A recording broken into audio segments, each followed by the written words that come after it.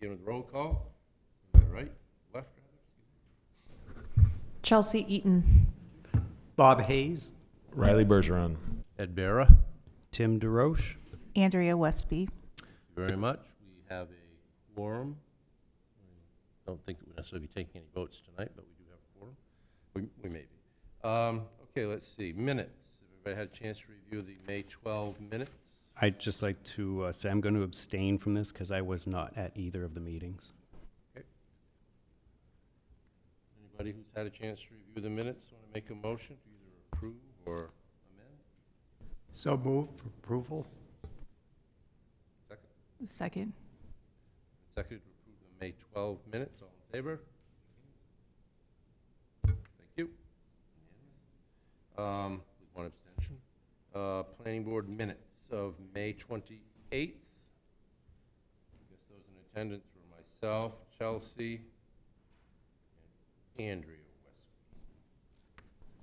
The people who are here today. So we'll set those aside until we have a quorum and can vote on those maybe at our next meeting. All right. Next item.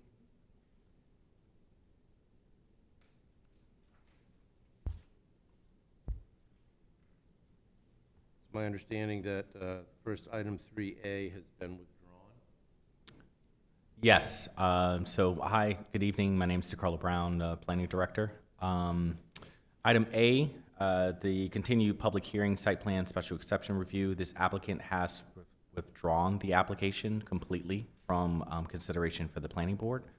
So if the applicant would like to return, it would be a brand new application. Is there activity at that property presently?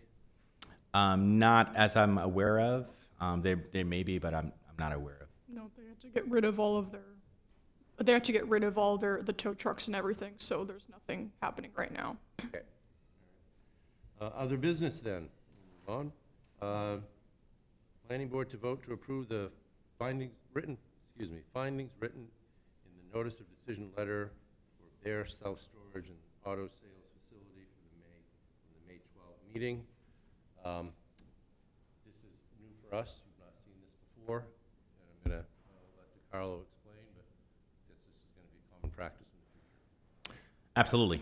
So the reason why you have this before you is because this is a site plan, and for any of your applications, you should be doing findings, which is the written decision. You voted on it, and so you actually have to explain, basically your decision, and that's the findings. And the reason why that's important, it's important for a lot of reasons, but it is your written documentation of your decision.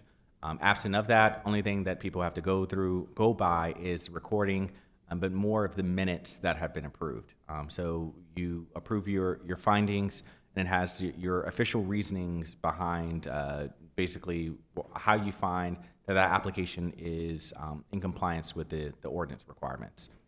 So from here on, I am making that change is to make sure that you all are reviewing, making changes to, and then ultimately approving your documentation of your decisions. Have people had a chance to review the dated June 9, 2026 letter that encapsulates our decision to deny the application for Bear Self-Storage on the Central Street property? I have, Ed, but I'd also like to add, unfortunately, I was not at the May 12th meeting where it appears this initially came before the board. Is that correct? It did. So then I won't be able to put any opinion or vote to this. Chelsea, I'll appoint you to vote if you care to in this matter. I will vote. Thank you. All right. Any questions or comments on the letter as drafted?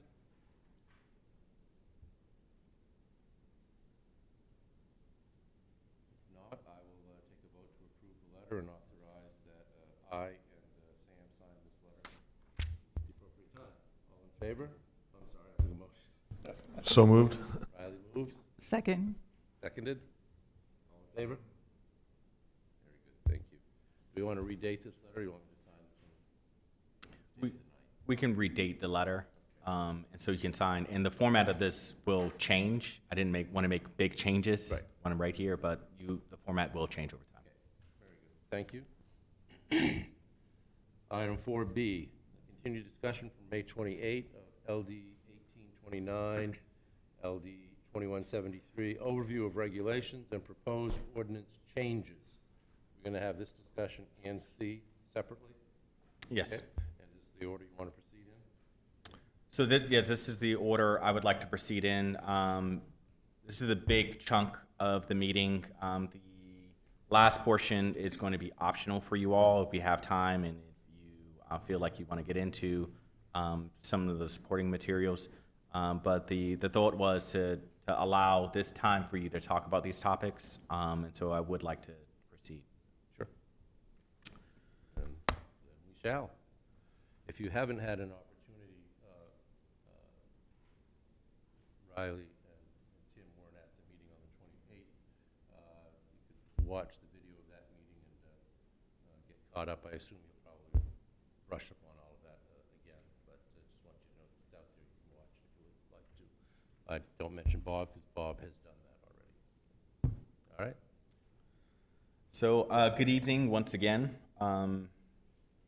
So this evening we're going to talk about support structures for the changes that are going to be mandated that we make here in the city and all over the state. So first I'm going to go briefly through some things that I went through last time, but it's going to be a very brief discussion, and then we're going to go to the main topics. You're not going to see the actual wording of those provisions tonight. It's more of concepts, and I'm actually going to be asking questions of you, and to get some feedback that will go into the drafting of those regulations. So as we begin, you all have a printout, and I've done this intentionally, so you don't have to very quickly write down everything I'm saying. Please feel free to interrupt me and ask questions. I do foresee that some conversations are going to take on a life of its own, and that's okay, because it gives me additional information that I can use when we're going through this process. We are on a timeline to complete any of these changes as the comp plan also comes to a close.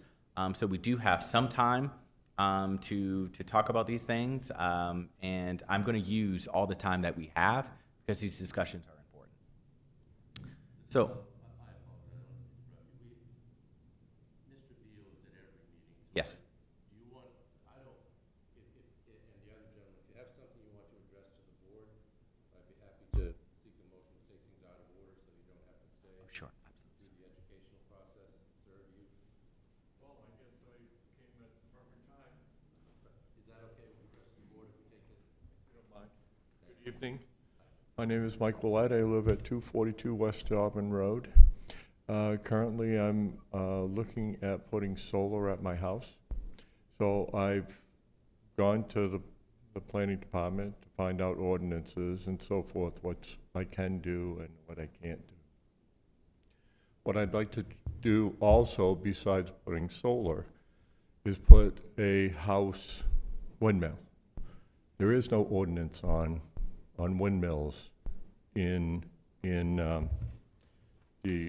for the city. And if you don't mind, can I drop these off? Sure. So you have some idea of what I'm talking about.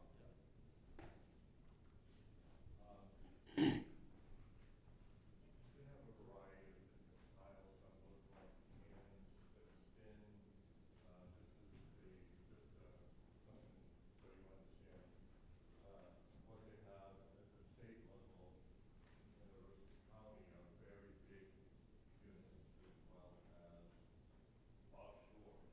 But looking at the different varieties, they start generating power at the wind at 5 miles an hour, and they have a governor at 90 miles an hour. So basically what I'm trying to do is I'm trying to either get permission or the board look at allowing wind power. I'm trying to get ahead of the bus before I put in my solar. My solar will not be on the roof. It'll be in the yard area. I currently have 3.5 acres. I live off West Auburn Road, and I have a continuous wind that comes through my property. With solar, I want to do a double punch where solar, when it's cloudy, you don't generate any power. But with wind, it works all the time. It would sit on top of the roof. As you can see, it's not very big, depending on what size I'm allowed to do. It ranges from 400 kilowatts to 1,500 kilowatts. The one that you're seeing right there is about 1,500 kilowatts in power. So that's why I'm here. I'm trying to find out if we can bring something to the table. Energy bills are going up for everybody. And if I'm going to invest in solar and have the people there to hook it up, battery storage and so forth, there's a lot of things that come into play about how much power you actually.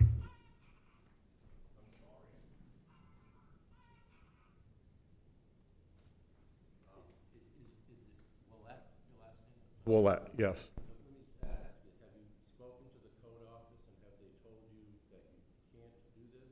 They said there's nothing on the books. The only thing that's on the books is solar. So I'm trying to find out if I can, how I proceed with this, and they basically. Have you talked with the planning staff here? I met with him, yes, I did. Yes. I remember speaking with you, yeah. The direction was, since the ordinance is silent on it, there's nothing in there about wind as of right now, so we can't do it. I suggested that he bring up the idea, either come to planning board and suggest maybe an ordinance change to allow wind. So I met with him, but that's what we talked about. So, I guess this isn't a place for us to debate whether you can or can't do something if the ordinance is silent on it.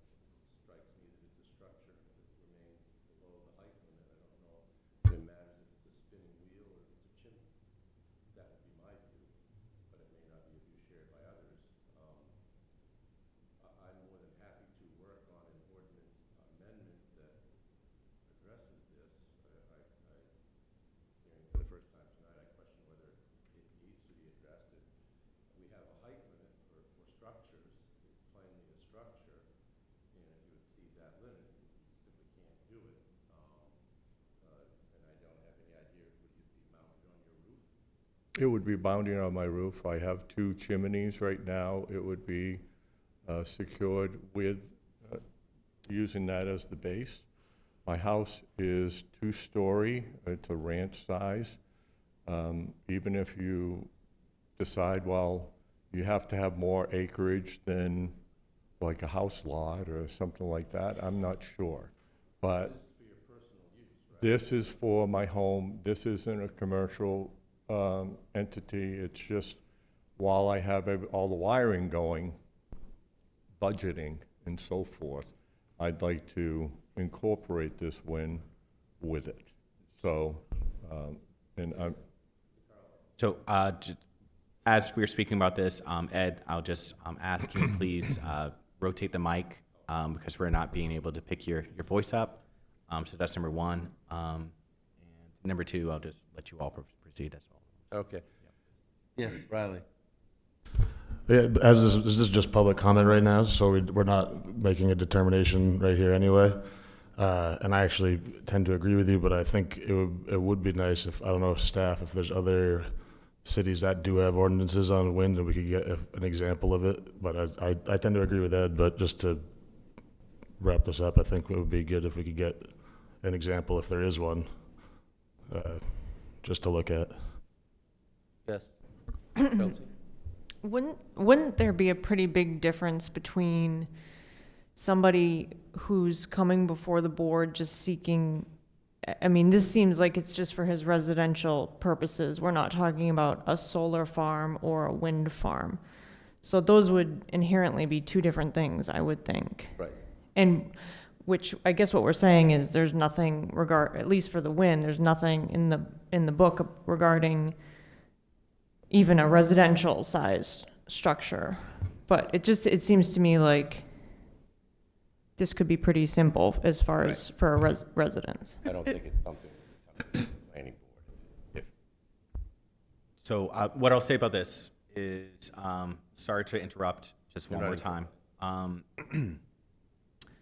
time. We have a member of the public here who's speaking on public comment, and usually that's not a dialogue between the board and the person having public comment, because afterwards you all are able to have these discussions about what would you like to do going forward, because it's nothing that staff can do at this moment during this process on addressing your issue. But I do invite you to, you can email me and talk to me, and we can, there's already interest that you guys have expressed on to addressing this issue if it needs to be addressed. Is that okay? Well, it sounds like it needs to be addressed. He's been to see the code office, he's been to see the planning department, and they both punted, so. Yep. He's here. Sure. So address it for him, okay? Sure, absolutely. All right. Yeah. Anybody else want to make any comments on this particular topic before it goes back to them? Okay, thank you very much. Awesome. We'll move the wheels as quickly as we can. Were you done, Understood. sir? Pardon me? Did you have more to say? No, I just wanted to get the wheels going to find out if it's allowable, if, if I can get an exemption or whatever. It's not something that I'm just going through the process, and I'll work with you, and we'll take it from there. I appreciate your time. Thank you. Thank you.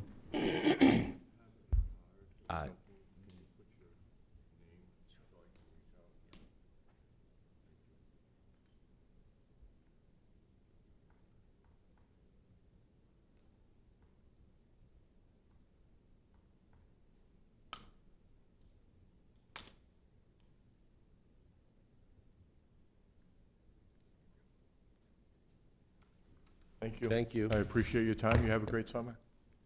Tell us about support for density changes.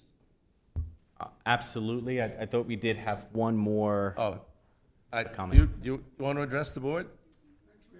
Okay.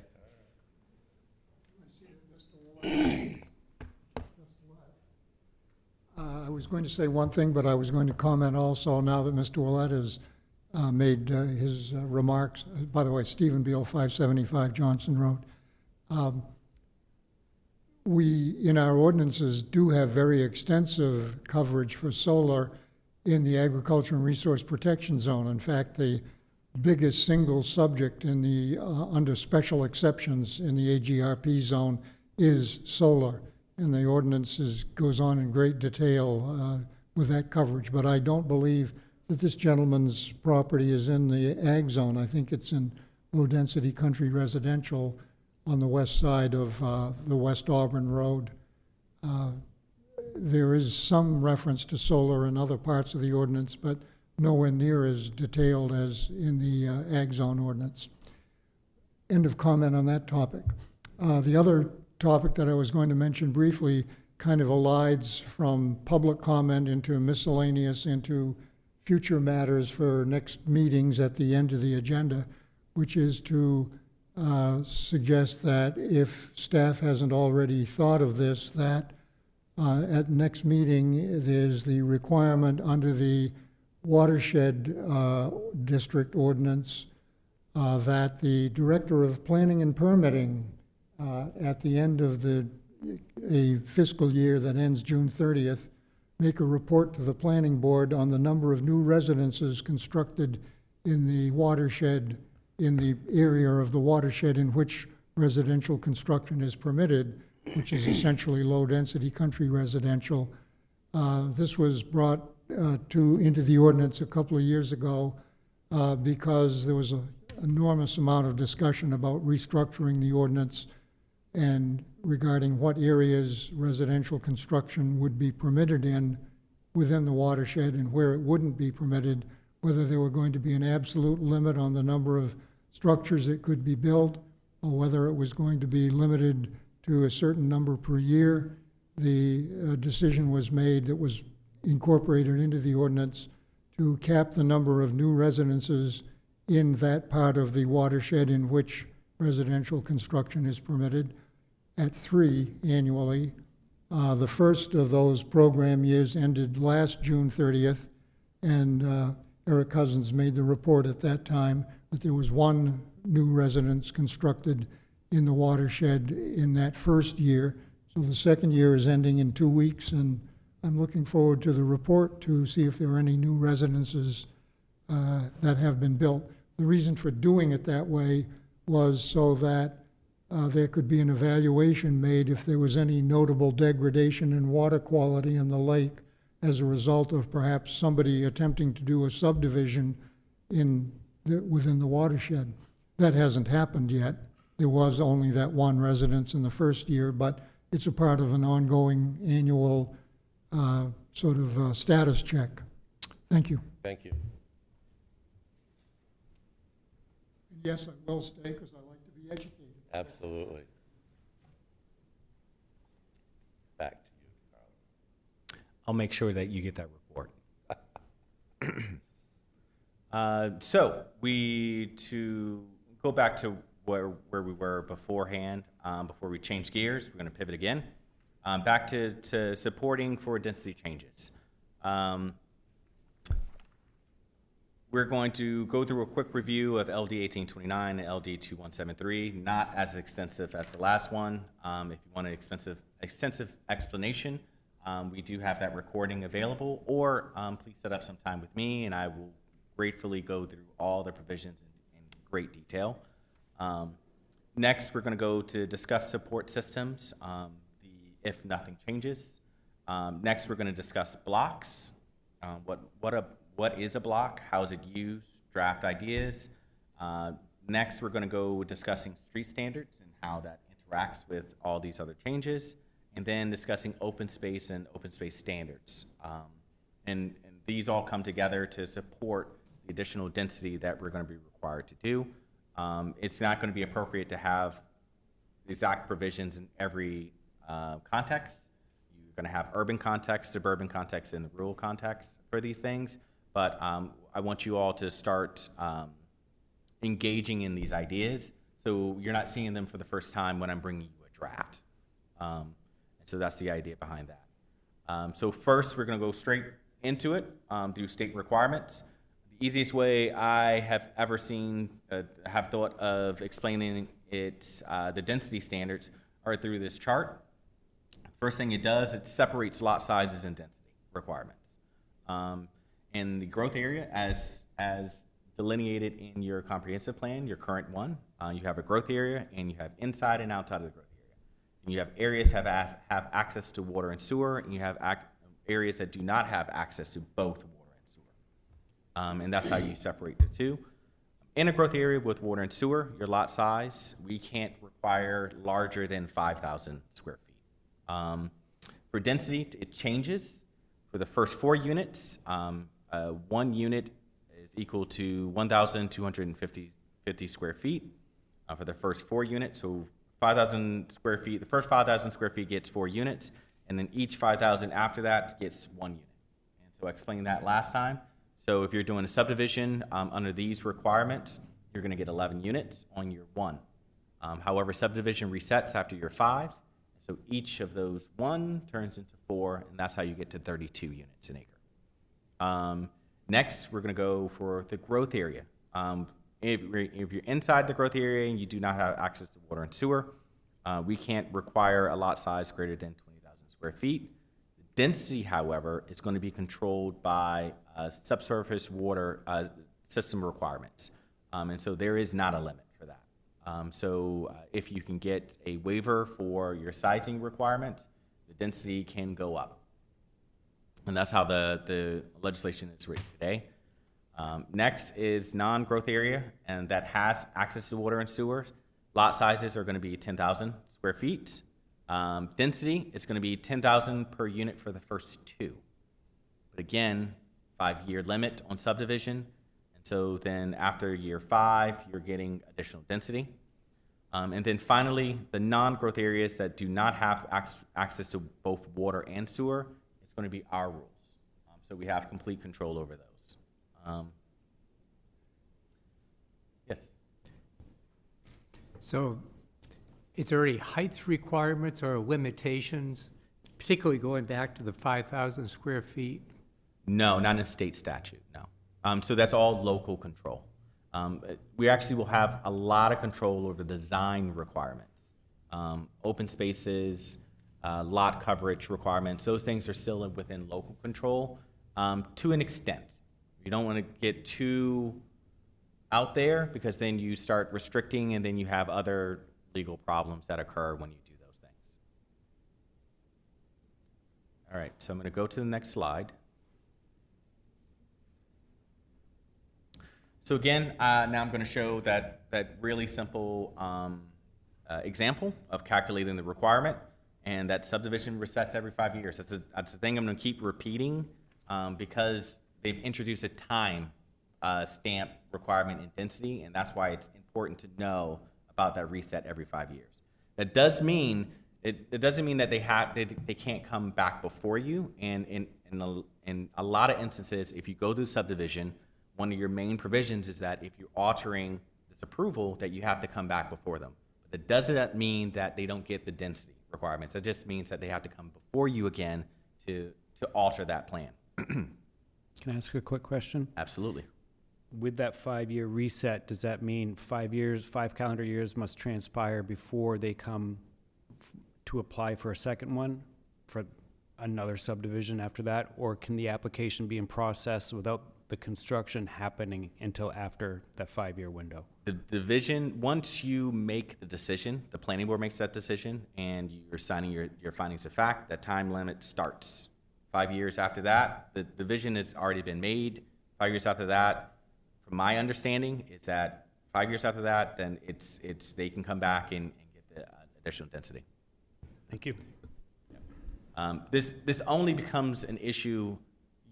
In other instances, it only comes to issue when you're changing zoning regulations.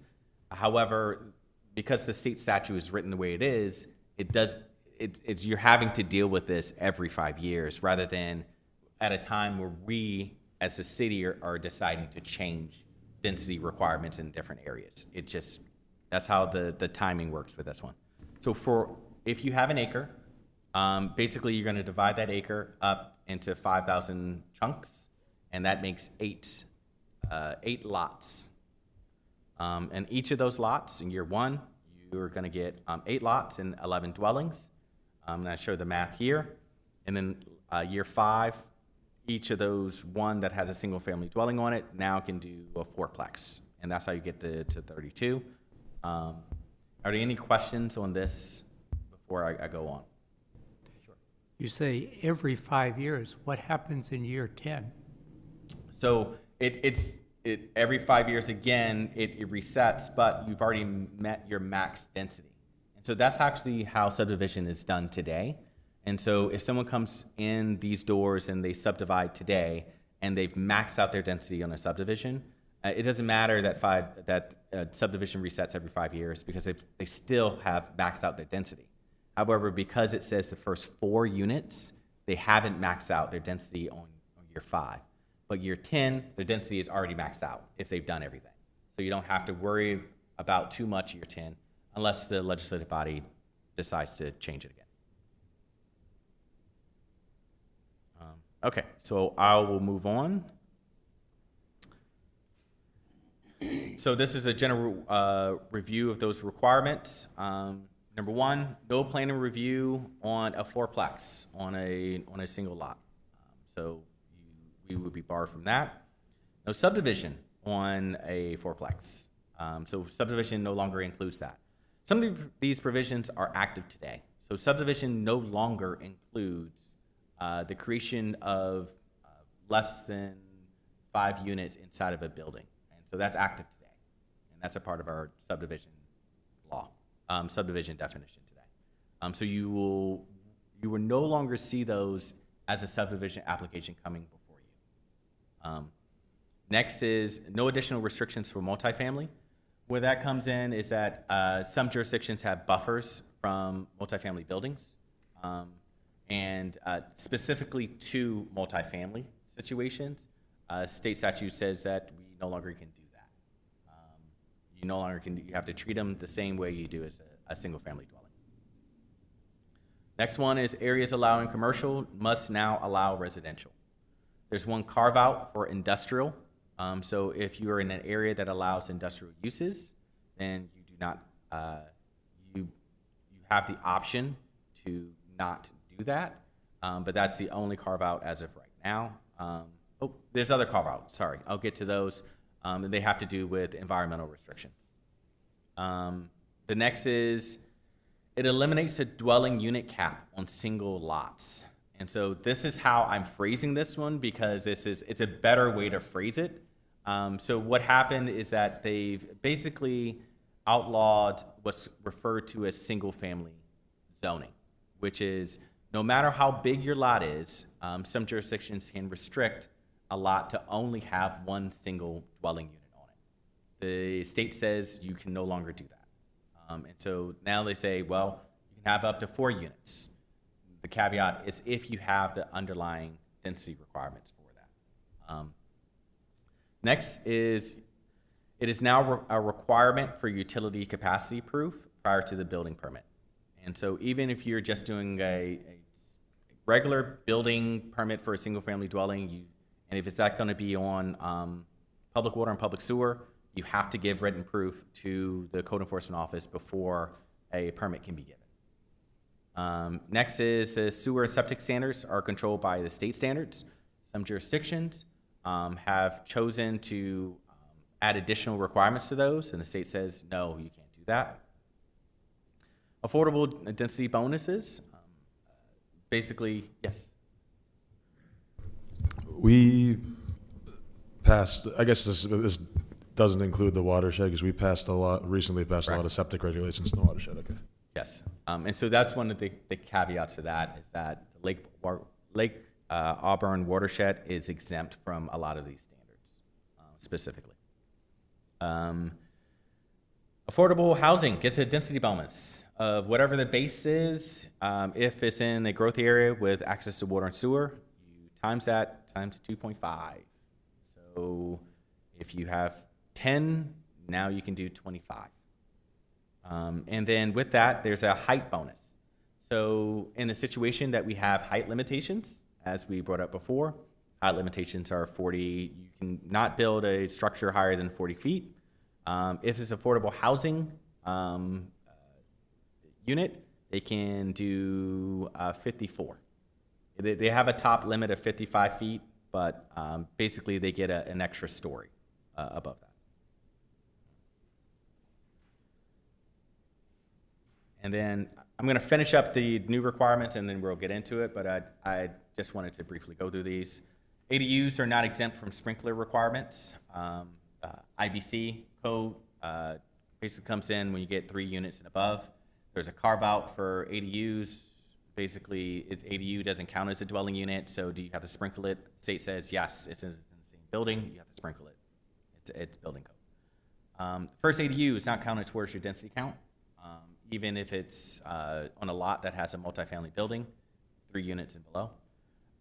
ADUs are allowed on a lot that has 3 units and below.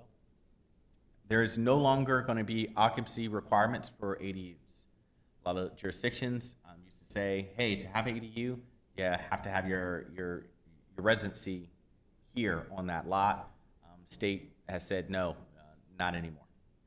Next, small child care facilities must be treated as single-family dwellings. It was thrown in there as one of the changes. Like nursery schools and daycares? Daycares for, I believe, kids under the age of 5. And it's up to, I believe, 12 kids. You can have 12 kids, and it must be treated as a single-family dwelling. There is a different caveat from July 1st to July 14th of this year, but I'm not going to go into it.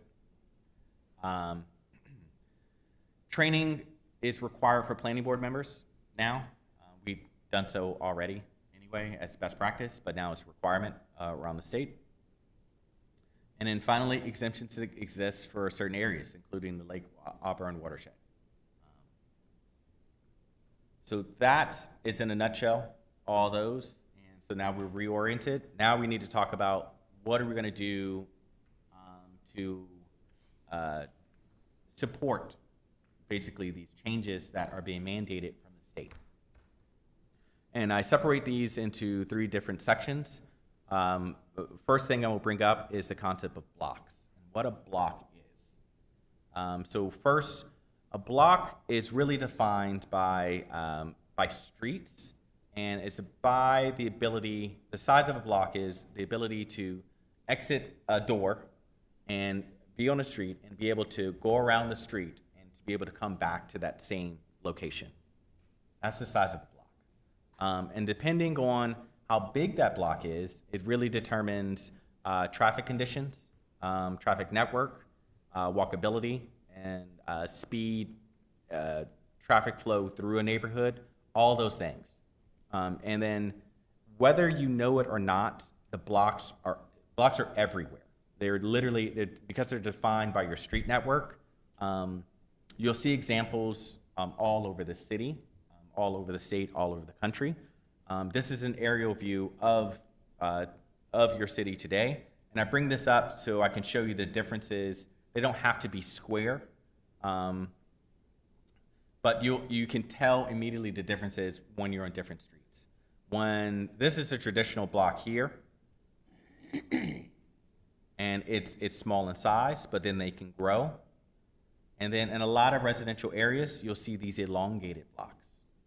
And what that does is that that allows some calming on the street for residences, but also allows this Lake Street, more of a collector to gather traffic away.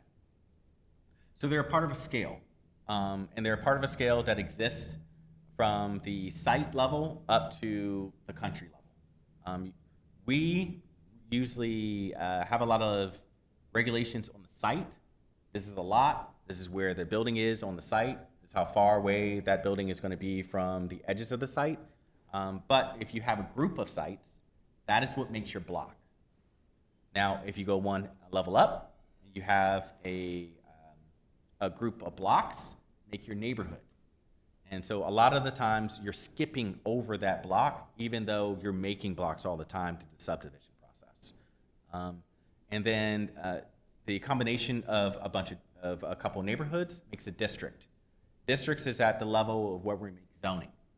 We're making zoning on pretty much an area, a region, a smaller region. And that's how we make our regulations. Because to do so lower than that makes everything a lot more complicated. Means that you go from 12 zones to 124 zones. And that's not something that's going to be manageable from, a regulatory side. And then you go to districts, and then you go to city and town, and then you go region. And so at each level, you have a level of regulations that you do. Most of the times, we are dealing with the site level, really below, and then at the district level. And so you can see that there's a lot in between that's not being regulated and not being directed, and that's actually the blocked in neighborhood is how your neighborhoods take shape. It defines basically how you live your lives and the things that you're able to reach and to travel to.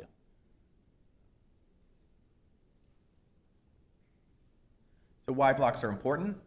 They are the scale of walkability and connectivity. Once a block gets past a certain size, you no longer will walk.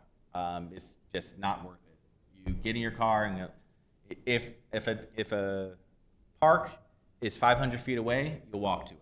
If a park is 1,500 feet away or 1,600 feet away, I'm gonna jump in my car and go to it. It's not practical to walk there. Add in if that has sidewalks, and if it's comfortable to walk there, all those decisions come into play. They determine traffic flow. If you do not have blocks, what happens is what you're seeing in this picture here is an aerial of your own city. When you can see that it never circles back around, you have these cul-de-sacs, and you're loading a lot onto this single road, this hotel road. And the more you load that traffic onto Hotel Road and it can't go anywhere else, the more traffic you will get, the faster the speeds must be on that central collector road. And so your block's structure actually will determine a lot of what happens with traffic. So they determine traffic flow, and they determine your neighborhood structure. And it sets future possibilities. So the most permanent thing that you can construct are property lines. They're not structures, they're property lines. And the reason being is that the lifetime of a structure is usually between 30 and 50 years. The lifetime of a lot line is it's about 100 or more. And they're more permanent than, rule of thumb, they're more permanent than structures are. So where do we find block regulations? Traditionally in land use, pre-zoning, they'll have a lot of structures, and that's why you'll see a lot of places pre-zoning will have, these very grid structure type of things. And that's because they usually had like one line that determined this, and it's a maximum length of your block. And then we had Euclidean zoning come in, which is normally what everyone uses. That's Euclidean zoning is, hey, the separation of uses. This is residential, this is commercial here, this is what have you. And then it kind of went away, and we started to say, hey, if you're in this zoning area, and we're not going to dictate how big your blocks are, we're just going to say we want a separation of uses. And how you deal with that is your creativity of what you want to do. Issue about that, and the things that you already know to be true, is that it causes issues that you now have to fix because you haven't dealt with the decisions. Every time you're doing something, you are making a decision. The next time we see block structure really come up is during form-based codes. The base of a form-based code is the block structure. If you have a form-based code without blocks in it, you do not have a form-based code. You have design requirements that go on to the site level. And that's really important to know because your current structure does not have block requirements. You have a bunch of form-based code districts and you do not have block standards in it. And what that does is that you can do infill development, but you have no control over how that neighborhood is actually going to function. And it currently doesn't exist in your ordinances. I've looked back, and very, very long time ago, you may have had some block structure, but you got rid of it as soon as you went to Euclidean zoning, and you never looked back. And you'll see some of the structure still there from a very, very long time ago, and that's just, sometimes it's just practice that continues on. But you'll see here as an example of what happens when you no longer make it in blocks. And so you have this situation that you have on the screen where this is a block, Minot Avenue, goes down and comes all the way down on Poland, up Pride, and then Glendale. And so if this land would be subdivided today, 99% sure it's going to be into a cul-de-sac because you don't have a requirement for any of these things to connect. That no longer is one of the things that you require.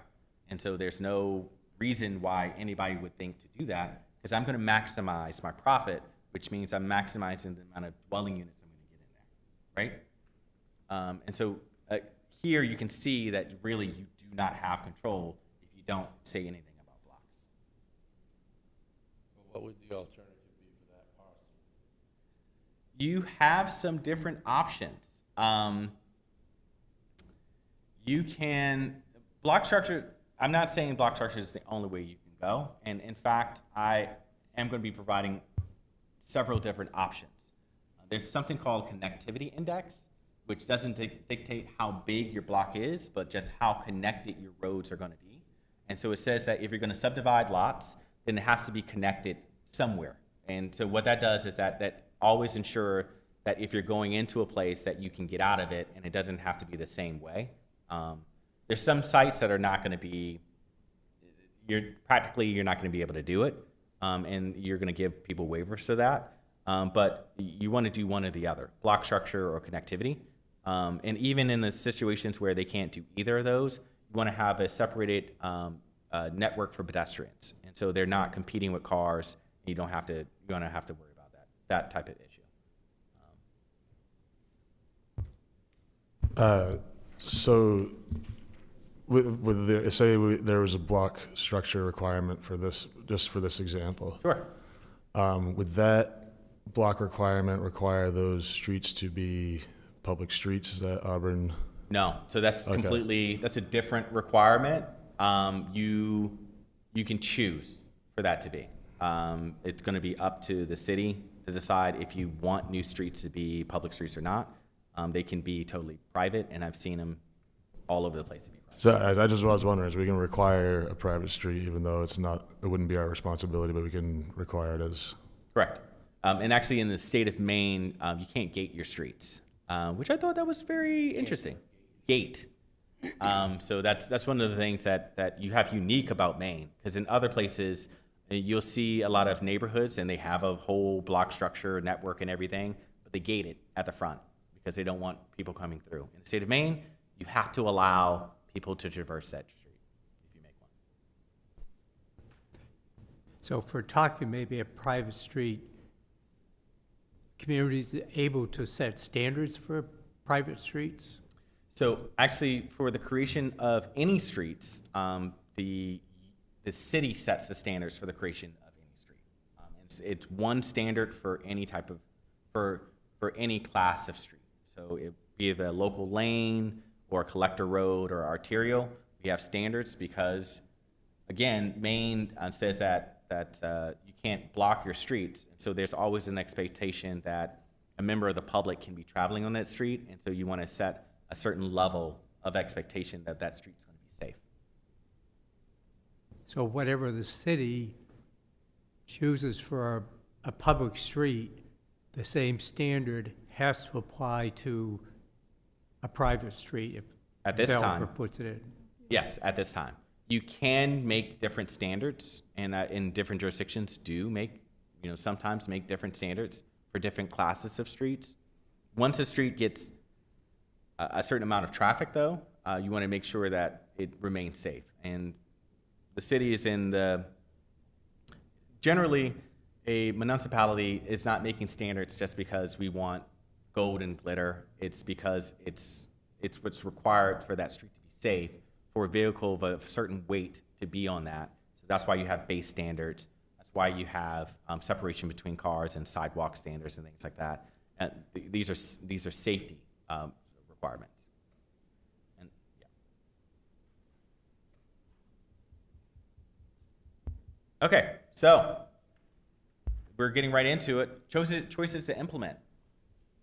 There's two schools of thought. Some are going to be more appropriate in urban settings, and then some are going to be more appropriate in suburban settings or in subdivisions that you have in more rural settings. So in more urban settings, most jurisdictions go direct route for perimeter and sides requirements. And so that makes it fit into the current street network. So the point is you don't want something to go completely different from what people are expecting, and to have some consistency when people are making new neighborhoods that is going to connect and things like that. So you see in urban areas, high density areas. And one of the reasons why that is important is because if you're in a high density areas and then you start having a lot of cul-de-sacs, they'll start loading more and more onto your arterials and your collectors, and then you'll have to expand those widthwise, a new lane. You get a new lane on, you have what's called basically, it induced demand, which means that people can drive from farther away to come into your city center, and it never fixes your traffic problem. It just means that you're putting more public money into these roads and to maintenance of these roads and upgrading of these roads.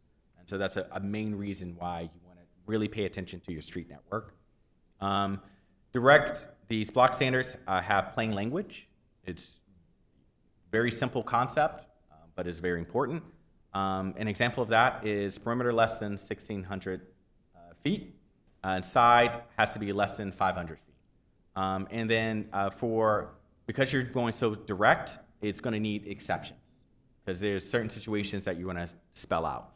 Except in this situation where, I don't know, it's all industrial uses on the land, and they want all this parking in the front because it's industrial, and you're not expecting any pedestrian movement to be on there. You want to give an exception for that. And then the other way is indirect, and it's connectivity index. So those are more for suburban and rural, where you are not expecting to have a lot of density ever, or you never want to have density in those areas. And it's medium to low density situations. It's a calculation, and it's basically links divided by nodes, and I'll explain that later. Best practice is have a connection index greater than 1.4, and you'll see what that means pretty soon. It's no direct control over block size. So that's really important to know. Because again, we were talking about subdivisions, you're gonna get block sizes sometimes very small, sometimes very big, and you will not have control over how big that block size is at any given time, because you're not concerned about that. You're more concerned about the connectivity of the lot to future development and current development. So let's look at connectivity index and why it's so important. And I know I'm hammering this point down, but it is important to have. The houses that you see here and the school that you see here is the exact same distance as the crow flies away. The exact distance. However, if you have block size and you have some control over your network, you can have a more controlled route to the school. If you have cul-de-sacs, it loads onto the collectors and the arterials to get to the school. So it makes the actual distance that you have to go and to get there a lot longer, sometimes 3 and 4 times longer. And so even though you are extremely close to an amenity or to somewhere the community needs to go, you're actually a world away. And most times, if this traffic is very fast in here, because the whole purpose is to allow cars to go through, it is not safe, and so you're gonna get in your car to go to it. You're no longer gonna walk. The calculation of connectivity index. And so this, yes, absolutely. Can we go back to this Sure. connectivity index thing? So with the, I guess you'd say the preferred method rather than the cul-de-sacs, you've got some interior, are these streets that are running parallel? Yes. It's gonna be awfully difficult to sell that to a developer, isn't it? So one of the things that I want to really hit home is that the reason why we make regulations is to go towards the outcomes that you want to happen because you feel that they're important to happen. Keeping in mind that we want to give flexibility for things to actually get built, and there's a cost to everything for things to get built. However, there's a cost to not regulating as well. And you have to keep that in mind as well. What do we gain with this picture that you provided? Sure. What do we gain with this little road that runs north and south to the school? To this school? To the school, goes north and south, So, as opposed to just having the next road where you actually have houses on it, go to the school. so you mean instead of this one? This No. person, The plan on the screen doesn't seem to show it, but on my plan in front of me, there's a very narrow little road, maybe it's there. Here? I can't see it. No, go over to the school, Uh-huh. and go down.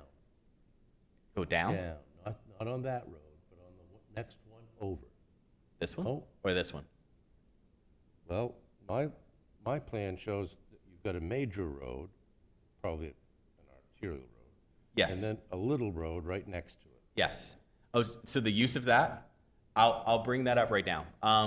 A situation from there is that you can walk that road. Pedestrians, that road is for pedestrians. And I'll give the example of Washington. Here in your municipality, you can't walk. You're not expected to walk that. However, businesses are on that road, and more development is going on that road. And so you want to have access management to continue to allow that road for cars to go very quickly directly into the city. And the more curb cuts you have on that main road, the slower the traffic will be. And so you want to limit curb cuts on that main road and to provide a secondary access road so you can actually have those businesses operate and you can go at slower speed. And so if not, then you're going to have to regulate your uses. And you're going to say, actually, we don't want smaller uses on this Washington Street road. It can't handle it because if we do, it's going to disrupt and lower our level of service of this Washington Street, and people are not going to be able to get into the city very quickly. So some roads are for cars. Streets are for people. And so you'll see the difference here is that these big arterials, those are roads. These smaller substreets, those are streets. And then most of the time that you see that little sliver of land, that won't be where places are. Usually that is unusable land, but really it's a buffer between the two. And you'll see that all the time in different places. Is that allows people to walk on that secondary street and they'll feel completely safe. And then you don't have to require sidewalks on the arterial road anymore. So even though right now on every street that exists in your municipality, you have to provide sidewalks. Does it make sense to provide sidewalks on a road that's going 45 miles per hour? Does it make sense to provide sidewalks on a road that's going 35 miles per hour? No one's going to walk it. No one's going to be on those roads. And so you have to provide a secondary access point for those things to occur. And then you have actually a bunch of those roads here that you're going to have to start thinking about, how do we start addressing that type of issue? Now, block standards don't require that. That's not what block standards do, but that is a situation that you are going to have to address when we talk about streets and about secondary roads. This is just giving an example as even if you had a standard, you would see that same sliver on the right side here if you had a standard that you can't have any curb cuts or anything off our arterial, you're doing access management standards. You would see the same thing. And so the point here is just to look at the blocks and the ability for kids or older adults or anything to be able to walk interior from one place of interest to another place of interest without have to go on that arterials road, and they can actually have the option to bike, to walk, or to do whatever. Or to Vespa. I want a Vespa. I'm curious, I already have an answer in my head of my opinion, but Sure. I'm curious to your opinion of what Auburn's push for open and green space is going to do to complicate these kinds of changes. A lot of the developments we see are more of the cul-de-sac style. Mm-hmm. They have their benefits. Mm-hmm. Block styles definitely have their benefits. Yep. But from my position, just as even a passive observer of most of the development plans that come before us, Mm-hmm. open space, open space, open space, open space is extraordinarily important to a lot of people. Mm-hmm. I'm just saying from my observation. How sticky is that going to be in the topic that you're discussing right now? It actually is going to help the discussion because that's why we have a different section for open space and standards that you're going to have to think about for open space. Right now, open space in this jurisdiction is really thought of as conservation. Is that what you only think of open space for? What about active recreation? What about amenities for the subdivisions that are going in? And some of the discussions that you've already been having, that's going to involve the design discussion, but having blocks is not going to hamper the actual ability to have open space. And actually, one of your caveats and one of your exceptions for block sizes is for open space, except for open space can be larger in scope and things like that. And so you want to have those. But then you want to have regulations, and we'll get to those, basically of the location and the quality of the open space and what it's used for in different contexts. From what I've been seeing, there's a very fine line between the practicality and the need in Auburn for block style, Mm-hmm. in conjunction with the appearance and neighborhood feel Mhm. of the cul-de-sac style. I'm not interjecting my own opinion, but they both have value. Yes. Unfortunately, I think there's a direction that our current coding is pushing that isn't recognizing the value of both options. And I'm hoping that that gets clarified and applied. Yeah. So those are going to be value judgments, and I'm going to give you some tools And so you're going to have a lot to say about it. And so this is why I'm introducing these concepts, because then you're going to start to combine the different concepts of, okay, if we're going to go towards the block style, then what are we going to do on the streets, and what are we going to require for open spaces? So we'll get there. Any other questions?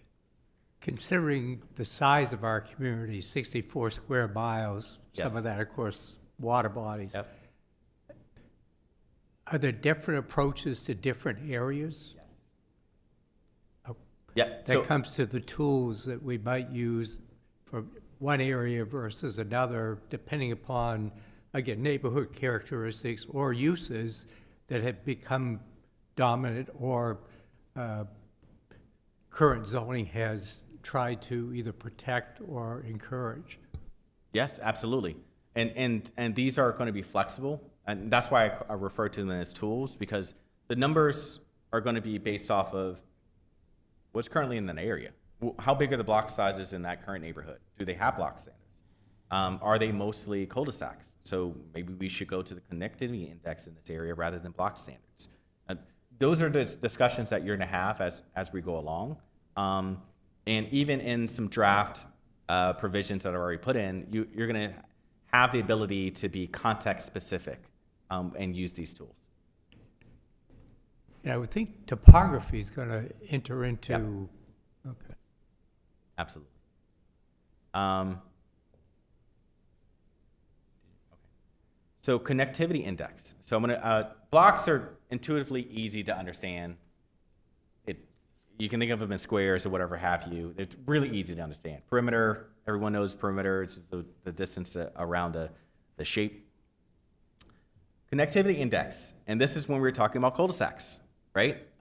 Usually you use them that it doesn't say you can't do cul-de-sacs, and actually it shows that you can do so very well. However, what it says is that when you're making this type of subdivision, that you also must have to have some type of connectivity to the broader area. And so what happens is that it reduces the amount of loading on those main streets. And so you still have that connection, and you don't have control over the block sizes, but it still does the job when we're talking about not loading that direct impact on our main arterial roads and connector roads. And so you have that dispersion. And in these other areas, you have much lower traffic as well.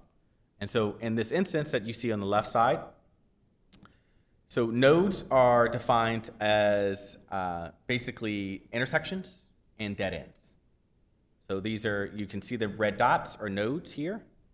And then even though this is one road, you count a node as if the turn gets less than, I believe, 15 miles per hour.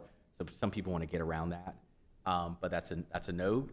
And then the links are the spaces in between. They're literally linking the nodes together. You do not count the connection to the edge of the lot as a node. That's just as a link. And if you do so, if you count them all up, the nodes and the links, and you divide them, you're going to get a score. And you can see this type of development that's dead end, it goes nowhere. It just goes in a circle, one way in, one way out. It has a connectivity score of 1.18. And so it doesn't meet like your best case scenario of 1.4. And then on this other side, well, what if you make just a slight adjustment to the design? Well, instead of this a cul-de-sac, it connects directly into this loop, and this loop connects directly into the edge of your lot line, and this connects to your edge of the lot line. And almost the same exact structure, you get a score of above 1.4. And just that small little change in that context, it changes how your neighborhoods function over time. And again, you're not really too concerned about the site level. You're supposed to worry about how does the neighborhood function? How does the district function together? And how does the city function all together with these requirements? Ask you a quick question. I'm sorry to keep Sure. interrupting. No, you're good. I'm thinking of some projects that have recently come before us, Yep. even since the snow melted. Questions about the genesis or process of, say, an application that has cul-de-sacs. Mhm. Is it going to be the board's responsibility or authority to recommend or to stipulate to a developer that they need more connectivity to existing roads? Or is that staff going to handle that and then we review the entire packet? So the regulations require that. And so it's not a situation where staff, we're going to recommend stuff, but we don't have jurisdictional authority over it. What has authority is the decisions that you're making as you create these policy. These are policy questions and value questions about these standards. And once they are standards, then they have to meet it. And staff will say, you do meet this or you do not meet this. And then we don't make the final say. You're the jurisdictional body. We'll say, hey, this application does not meet this standard.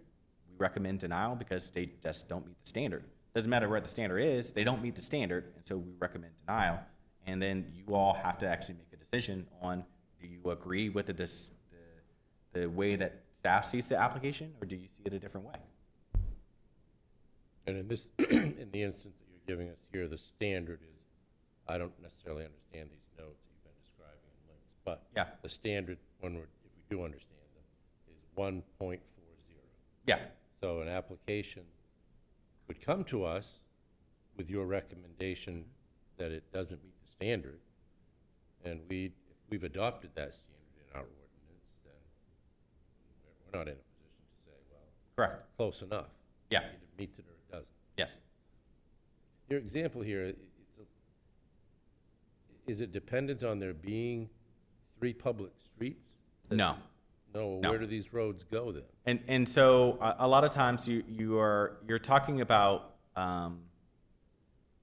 this is just an example of how this can work if you have this type of connectivity. There's nothing saying that another link can't be on the same road. So the top road, and most subdivisions do have one entrance here and one entrance there. Those are all going to be links. It really depends on how deep you're going into and how many offshoot roads you're making inside that subdivision. That's going to impact your score. And so if you're doing something that looks like a flower that goes in and you have an offshoot here, offshoot here, offshoot here, offshoot here, offshoot here, and there's low connectivity based on the score, this gives you a number to actually provide context. Right now, you can see a project and say, this doesn't connect to anything, but you have no standard to back that up.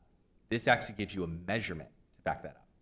And where you set the measurement is going to be your own opinions during the policy walk, during our policy discussions. But once that policy is set, then you want to hold people to that design standard. Same as any other standard that you have as far as distances between entrances to a subdivision or speeds, design speeds of a road, or the inclusion of sidewalks or whatever have you. These are all standards, and they all have different uses. This ensures that you don't have 150 houses loading onto one main street. Is basically what it does. Yeah. I don't think we've approved a project since I've been on this board that isn't exactly that. One way in, one way out. 93 units was the last one. It has consequences. That's what I was referring to. I mean, and these are values, they have consequences. If it's loading onto a highway, that might be different than if it's loading onto, a local street. What happens if that's loading onto a local street?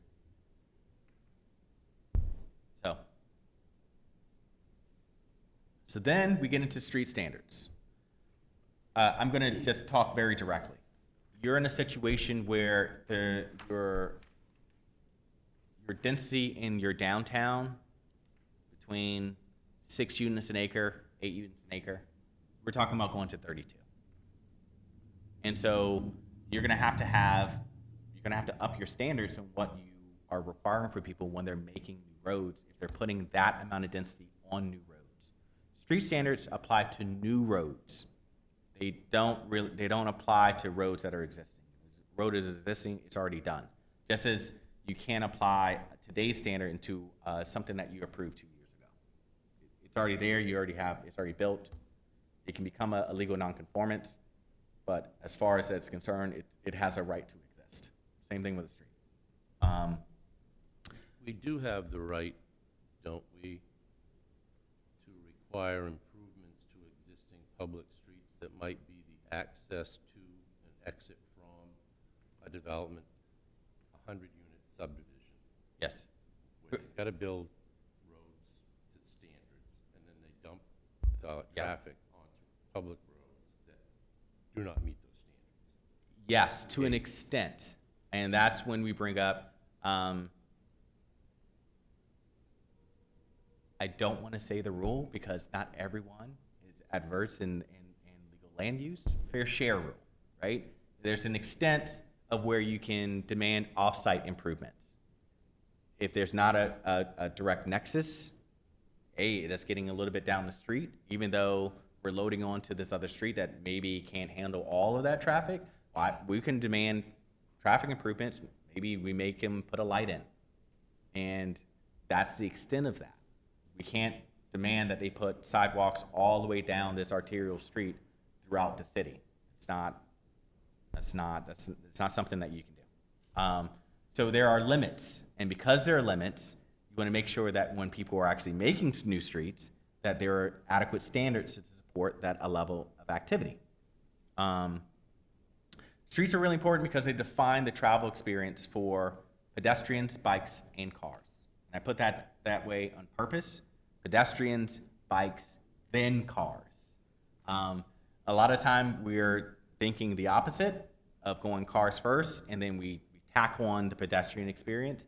But what that has resulted in is that sprawl and disconnected places within your city right now, and it's become really, really expensive.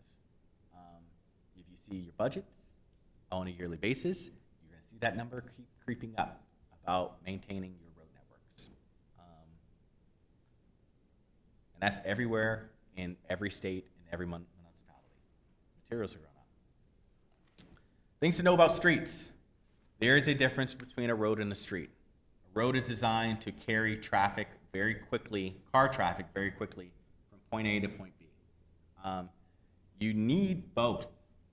You want people to get into your city very quickly, and then to have a good experience while you're here. So you're going to need a road to get you in to places of interest. But then once you are there, you're going to need streets that define your experience while you're here. A road's main goal is for the efficient travel of vehicles and utilities. A street's main goal is for the relationship between the private and the public spaces. And you can see some clashes. Look out right out of this door. You have a main arterial going over to Lewiston. And if you're walking on this sidewalk, cars are going very fast. And because there's a short width between where you are on the sidewalk and the actual vehicle traffic, it becomes uneasy. You have that uneasy feel because you are not designed to be there. You're designed to be in a car on this road and be traveling to somewhere else. So you're defining these different places and what the uses of these different places are. Streets will now have to accommodate parking. Because parking requirements have been lowered on the site, it no longer becomes the private responsibility. It is now the public responsibility to deal with parking in the growth area where you have access to water and sewer. That's one of the consequences. These decisions are not free. Someone always pays for these decisions. And one of the decisions to reduce parking standards for residential means that now we have to deal with the issue as a city, as a community. Next, sidewalks and esplanades, or tree yards. It's this area between a sidewalk and the road, that area right there. They have to accommodate people, power, snow, and trash. Last one's important. You're going to a new trash system, right? That needs an actual physical place to be. Now, when you're designing new streets, you have to account for that. You have to account for the snow. You have to account for trash pickup because sometimes one side of the street can't have parking on it that day. Trucks have to come through and get the trash. Same thing with snow. If you don't have a place for the snow between the sidewalk and the street, the snow will go on the sidewalk and you no longer can walk. So, Are we talking only new streets that are developed, or are we talking about making changes to the city's existing streets? So our purview is the standards of new streets. However, we are currently making improvements to our current streets. But those are going to be decisions to improve our current streets, but these are standards for new streets. So we're trying to make sure that the problem does not get worse for our new construction. We should not be constructing new development that has the same problems we already know that are going to occur. So that's the idea behind this. If we can't make it better, don't make it worse. Right? So what to do about streets? We plan for the most intense because we have to. But we allow variation for good design. And I bring this up because in 2014, you actually had some studies done and some design studies done about streets in Auburn and Lewiston. And you had designed things already done. And I'm going to bring this up now. Does it hop up?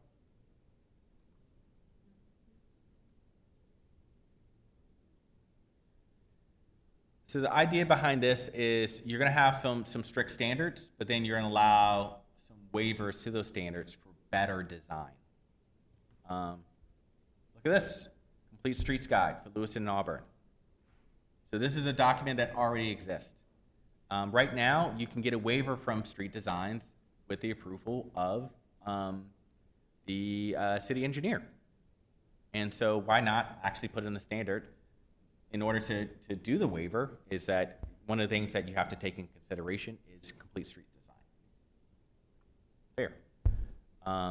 And so I bring this up, and you guys you'll get this in digital format so you can look through it. I'm not going to look through it all today, but I'm actually going to bring this up.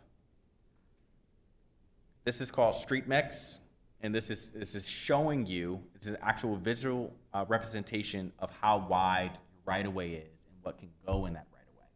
And that's important because that's what your street standards actually dictate. How wide your right-of-way is and what actually gets constructed in that area. And this shows you basically the width of a sidewalk, these lanes for parking lanes, driving lanes, turn lanes, and things like that. I provide this in here so you can start playing around with it, and you can actually look at our street standards in Chapter 46 and see what you can construct in our current right-of-way standards. And spoiler alert, you're not going to get all the things that you want to get in those. Bike lanes and things like that, and sidewalks of a certain size, and separation between the road and a pedestrian on the sidewalk. You have to alter your street standards if you're going to actually accommodate all these different uses of the street. And so this is why I bring this up. This is interactive, and so you can go with this and say, bye, that gets out of the way. And up at the top, you can see the 60-foot width. So you can go down to 50-foot width, and you can change that, and you can show the different room that has available between the edges of the buildings and the actual cars on the street. So, No parking on those streets? no, it's parking. Look, Is that parking? that's parking. So, and you actually have some width left. And so I actually deleted one portion of the sidewalk. You can do those things, and we'll use this as a tool as we're going through these standards to see, okay, what is appropriate for a basic street design, where we're talking about this type of street, a lane, an arterial, or whatever have you, if we're expecting pedestrians to be there. I'm all about giving you tools. So the proposed changes. So currently, you can only get a waiver from these standards through if you have a demonstration of a hardship. Yep. And hardship is actually a term that has a very distinct meaning, and it's a little bit too strict for waivers from these. Our lanes currently include cul-de-sacs, and that's not what a lane is. And a driveway can access a road of 35 miles per hour. So it's dangerous for you to have a driveway off a road going 35 miles per hour, because you have to get up to speed after you get onto that street, and the cars behind you don't have time. They have to hit the brake, and that's when you have a lot of accidents. So the proposal is to give waivers for hardship or safer for pedestrians, better design. Lane is one-way street. Only streets access roads of 35 miles per hour. So if you have a road of 35 miles per hour, you have to connect it with a local road. And so you actually have some way to get onto that street. It's not a driveway. You're not backing into it or something like that. Having a continuous pedestrian network on and between sites, that's actually not a standard right now. And so someone can do car-oriented development like a drive-through, and if someone's parking in the parking lot, you don't really have to worry about how they're going to get into the building from a design point of view. It creates conflicts between those two. And then curb extensions on streets for parking in the growth area. So curb extension slows cars down just as a visual thing and allows a shorter distance between people crossing over. So again, it's the distance between roads going very quickly, getting from point A to B, and streets that we're expecting people to be on. So we have to provide some standards to that. You actually have seen some of the design. Your public works and your engineering department has done that around the city already, but it's not in your standards. And so you're not actually requiring people making new things to do these things. And so you're going to have to go back and retrofit those things, and retrofit and retrofit. And we know those best standards because we're doing it around the city, but you're not requiring new things to be built to that standard. So where we're seeing the word proposed over here, is this Yeah. something that you're working on? Yes.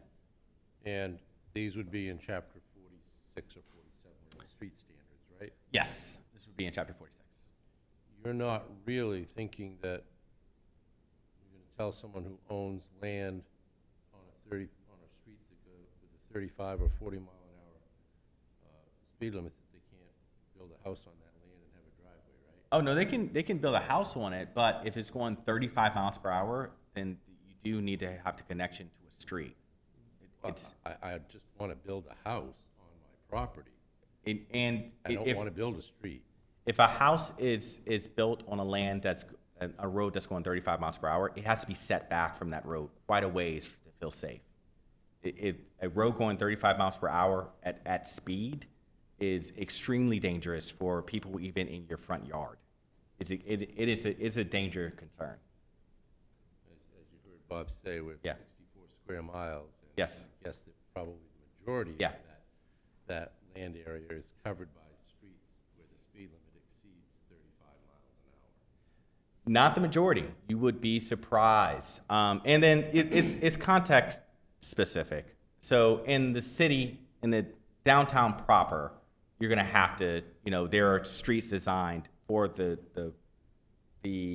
movement of cars. When you're getting to a more rural landscape, we're practical with this, right? You're going to have those areas that are on those fast roads. They're going to have very long driveways. And they're going to have very long ways to see visually down the street. And they'll have the ability, it's lower traffic, to be able to get on that street. So again, this is kind of rules of thumb, and then you're going to have your exceptions. But you must make standards and then have the exceptions rather than trying to go the opposite way. Because if you try to go the opposite way, it's a much harder ask of the application coming before you, because you have to have that direct connection to one of your standards of approval. So if you have the standards, you can come down for it from certain situations, but it's a lot harder to go the opposite way. And that's the idea behind these certain things. Have you seen that maybe we've gone in the opposite direction? It seems, if I'm remembering correctly, that we've actually reduced the setback requirements, I think pretty much throughout the community. So as you say, if you're on a rural road and we have, some of those 35, 45 even, and, yes, it would be nice to have a good setback, have a longer driveway. Seems in recent times, we've gone the other way. We've kind of reduced the setback requirement. So before, we might have required 25, now maybe down to 15. Yeah. So we have some work to do. Yes, and so this is just saying, keep the context in mind, right? And so do you want a setback of a single-family house on a road that's going 45 miles per hour and the setback is 5 feet. It's using some good judgment between that two, and it's a brand-new house. So existing homes, you're always going to have those existing situations, and you want to make sure that you're at least flexible in your provisions to provide for those offshoots. But the exception is not the rule, right? So you should have a rule and then have exceptions. You shouldn't plan your rules over for the exceptions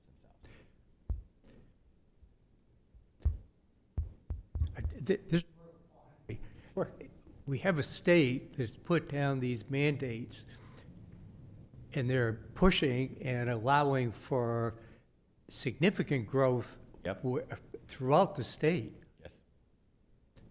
Is it going to gravitate to one area? How strongly is this surge of construction coming? So those are market questions. And from a market point of view, really what development does, and it has done, is it goes, where is the land cheapest? And where is it cheapest for me to build what I want to build and give me a good return to do so? Lower capital requirements. It's going to depend. You have a really interesting situation with the city of Auburn because you're a service center, and we see communities gravitating towards service centers as our other communities are losing services, and so it's to be determined as of right now. But you just want to put some stuff in place where you have some security at the beginning, because if you do not put some security at the beginning, then you're going to try to play catch up, and you'll never catch up. You just won't catch up. Most likely, you'll get most of the development where your amenities already are, because that's where people want to be. That's where money already goes. And amenities doesn't have to be a library or anything like that. Amenity is waterfront, right? That's why the waterfront is amenity, and so people want to develop over there. That's why actually you put very strong regulations around your water, because you're protecting your water source. But you also have strong protections along Taylor Pond as well. So it's the same thing, because that's where money wants to go. Money follows money.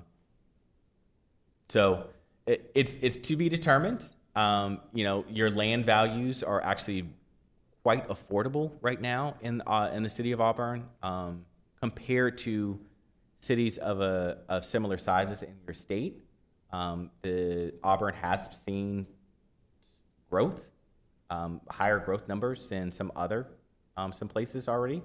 I would expect those trends to continue, especially when this goes into effect, because you have some blocks in your current regulations that's stopping some of that stuff from occurring. One of the things that we were reviewing today is that your general business district. You have a general business district, let's take the mall area right now. All of that commercial development that goes on, you're okay with it. Yes, good, we're okay with all this commercial development. You have a cap on density of 17 units an acre, which sounds high. But when you're talking about a multifamily building or structure coming in, it's not high. It's not high enough for that type of deal to work out, to pencil. And so now you come in and now you're talking about 32 units an acre. Okay, that changes. The calculations changes now. And now it can be close to shops and everything like that, and I can get 32 units an acre. Well, now can that development come into this area? You're going to have to look at your height requirements again. Again, in these areas that you are expecting to be urban cores, you have height restrictions of 40 feet. So 40 feet, that's a 4-story building, but the building codes change at 4 stories. So really you're going to get a 3-story building. So if you ever change that, you're going to get much higher buildings, and then the numbers start working again. So these are current provisions have an impact on market forces. And because this is a regulatory change, the calculations are going to start to change very quickly. And that's one of the things that's why I'm putting all this stuff before you right now, is because people are already running these numbers.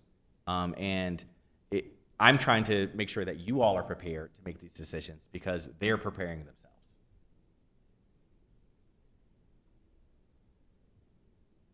Open space standards. So open space standards, this is the last concept. I've been speaking a lot. Open space standards are important because we have to talk about amenities and social infrastructure. People need more than just a house to live in. We already know that. And the more houses and the more dwellings are around, the more these services are going to need to be available. And you have a choice. You can either put that onto the city. Again, you're making a decision. You can either put it on the city to provide, and that means everyone provides for it and pays for it, or you can require the developer to support those dwellings and those people that live in that subdivision. Those are the amenities that we're talking about. And there's a cost each. So amenities to serve the public people who use development.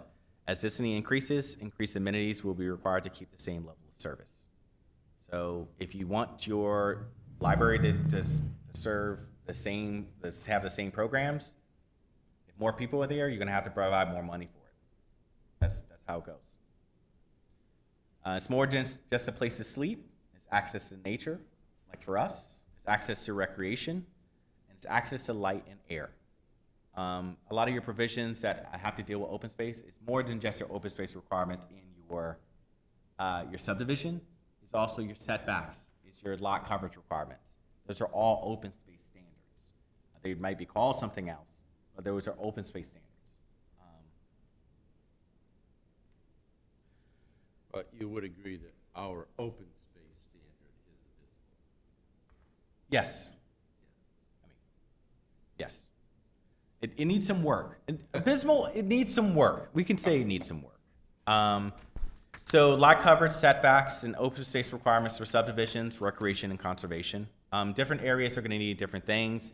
And you're in the rural areas, I'm not saying you need to provide a basketball court because you're out there in the country. And we're in Maine, and it's not exactly right to roam like other countries, but unless it's posted, you can be on other people's property and you can enjoy the vistas and everything like that. When you get to the suburbs, it turns a little bit different, right? There's not a lot of things or places to go and things to do if you're so isolated. And I'll bring you back to one of those first pictures when we saw a bunch of multifamilies that just directly load onto the street. There's nothing for those people to do inside their development. So they're going to have to go somewhere else. So again, it's more traffic on your networks and things like that.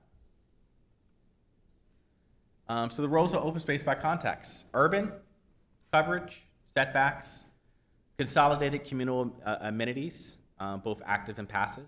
So we're not expecting everyone to have a pool in their backyard. If you're living in the urban core, you're thinking of, there's the YMCA for that, right? There's other places that you can go. And connection. Those are places that, you have to interact with other people. It makes a stronger community. Suburban, setbacks, coverage, independent amenities, and active. No additional impact on the urban. So if people are making the choice to make suburban neighborhoods, that's their choice. And we're saying, hey, yeah, that's okay. But you're going to have to take care of yourself a little bit, If you're deciding to make housing in a certain way, that's going to be the cul-de-sacs and a bunch of cul-de-sacs all together, then maybe you need to provide, at least a field for kids to play on. I mean, it's not asking for much. And then some conservation. Some areas are going to have, you're talking about greenfield development, you're talking about protection of wetlands and vernal pools and things like that. So that's what you have to deal with in suburbs. You're dealing with both sides.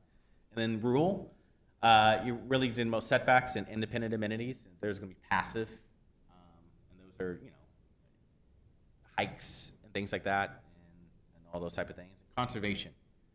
That's why you have some strong rules in the ag. You want to conserve that area. You want it to function in a certain way. And coverage requirements. And that's why coverage requirements are actually really strict in rural areas all over the country. Like you'll get, you can only cover 15% of the lot and things like that, or 20% of the lot. And that's pretty normal for rural areas, because you want to keep the rural because you want to keep them open. So we go on to the requirements proposed to be included, and these are just concepts right now. You'll see wording later on. We want to correct the small subdivision oversizing.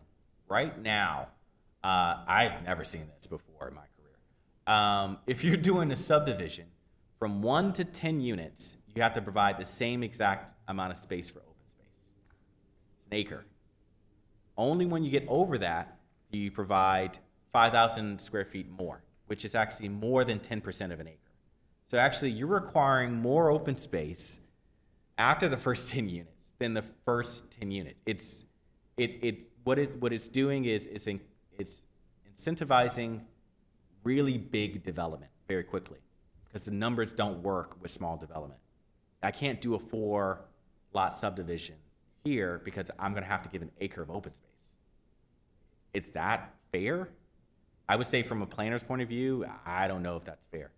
And the same amount of open space for a 4-lot subdivision as a 9-lot subdivision. It's almost double the amount of people. So I'm thinking of correcting that to just be a percentage, and that way you're scaling up 10%. And actually that gives a reduction after the 10, because right now you're at 5,000, and we go down to 4,356. Yeah. Active recreation requirement. So you said it, not me. You said abysmal. I didn't say that. And so making sure that these larger subdivisions are having some active recreation in their open spaces and some amenities. Then add location and accessibility open space requirement. Right now, they can put it right in the middle where everyone's backyard is, and no one can really access it. They can call it open space, and it's nothing you can do about it. And we've seen that a couple times, right? But if you add a requirement that they have to have some frontage on the open space, automatically, now it's accessible to everybody.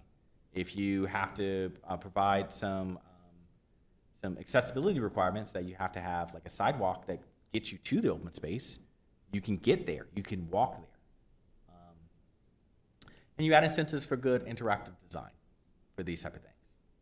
So like trails can count. Different amenities, you can say these count more. For this type of amenity, you get a bonus. And one example for that is that there are places, and actually I'm liking this idea, is that if you provide porches of a certain size on the front of your dwelling, that can count as a percentage of your open space. Because what it does is that it provides the opportunity of interaction between the people who live in that subdivision. And so it's doing the same purpose of some active recreation. It's providing an incentive for people and communities to be closer together and actually have some interaction. Right now, you don't govern that at all. And so you can play around with this, and you don't have to play around with your density count anymore, because you don't really have a lot of control over density anymore. You have more control over your design. And so you can do those things. And then some location requirements. Some thoughts, we're working through this, but open space located within 800 feet of the center of the subdivision, or within 800 feet of the dwelling entrances. So you're never more than a walk away from your open space where you're making a subdivision. And it's like, okay, well, what if you have a really big subdivision? Make multiple open spaces. So every family who's living there has access to open space. You can do those things. Accessible by pedestrian traffic and has frontage on the road for accessibility. Remove ability of fee in lieu used on own project or directed activities by developer. That's another thing I haven't seen. Right now, in your provisions, you have a lot of leeway to the developer to decide what you use your fee in lieu for. And I have not seen that. And I have legal questions about it, about providing what's supposed to be public money on private improvements. And then last one, direction of how to account for trails. Some people are going to want to make trails, and you want to make sure that that's calculated correctly. I've been a part of a lot of big subdivisions that they say, hey, we're making a trail through this basically otherwise unusable space of wetlands, and we want to count that entire spaces as active open space. And you go, no. The length of the trail, the width of the trail, you can use for your count, but you can't count for all that unusable acreage. That's not what that active recreation requirement is for. And so those are some ideas that we have to support the amount of density that's going to occur. If we did not have this amount of density that we're expecting, then you would see some different provisions come up and some different ideas and a lot more flexibility. But I want to relay how important it is to plan for the higher density and not. With that, those are the ideas. Those are the main ideas to support the amount of density that's coming. So the idea is to go through these and talk about these, and then after we work through the support systems, then we'll actually see the actual provisions themselves as far as what the state requirements require you to do to up density. So support systems, the actual density provisions, you'll see charts and numbers and things like that. And then after that, protections for your sensitive areas. You want to make sure that the areas that you want to protect are going to be adequately protected from all of this occurring. So that's in total what I have to say. Thank you. And I think that we'll take are we going to then move next to our planning board training? Or did you want to talk about these questions? So I think for the second presentation, we'd like to focus the meeting more on DeCarlo's, the proposed ordinance changes for LD 1829. So I'm happy to postpone that to July, if the board would like that. So far, just giving a heads up, we have a pretty light agenda for next month as well. The purpose of that presentation was I had heard from some new members about being overwhelmed by the amount of information received in a packet and kind of how to go through it. So it basically distills the MMA training and grounds it in our current rules and ordinances and staff memos. So that's what that is. But I'm happy to postpone it if the board would like. I just want to put that out there. Are you asking if we want to postpone the planning board training? Yes, I am, yeah. So Are you suggesting that we do one other thing tonight? It's either LD 1829 or this? So I'm going to be more direct. My recommendation is that we go through our questions, and then we postpone the other presentation for our next time. However, we're providing that ahead of time, so you can look through it, you can ask questions, and have those things ready for next time. I like your recommendation. Can I say something in relation to this presentation? So just kind of to summarize the open space blocks and streets, this is really so that housing cannot exist in isolation of itself. If we have previously single-family, single-lot zoning, you're really, if people are, so with this, it's what we're trying to do is create neighborhoods. When we add this density, we're not looking at housing just dropped in isolation of itself. We're looking at connectivity, street standards, blocks, open space, for people to come to Auburn and really be engaged and be in the community rather than just coming here to sleep if they don't work here. So that's kind of why we're suggesting these changes. Thank you. Yep. And we're going to get into these questions. And the last thing I'll say about the other portion is that a lot of your existing neighborhoods already have these things. A lot of what? A lot of your existing neighborhoods already have all of these things that we're suggesting these be standards.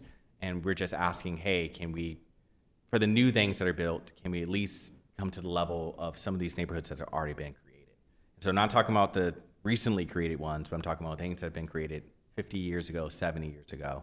Right downtown, you have that walkability, you have that access to amenities, and et cetera, et cetera. So for us to construct and to draft these standards, I have questions, and I need feedback, and I need discussion. But I'm going to get right into it because we're already past 7:45, so I'm off schedule. Apologize for that. Okay. First question, do you want to adopt just the state standards verbatim or alter for the Auburn market? The state standards have a time component to them, as we discussed before, and that's the state minimum, and we can do that, or we can make it cleaner and easier to do, but that does mean that we're making it a little bit more flexible than the minimum of what the state says.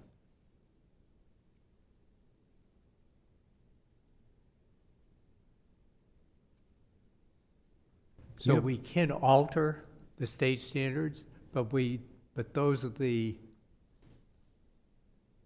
seems that the only way we can change them is if you require more, So Allow. allow more. allow more. Allow more. Yes. Yes. So, for instance, you have form-based code districts. They don't have density caps. You have like 7 form-based code districts, and they don't have density caps. And you don't see the explosion of different units because you have to build in a certain way.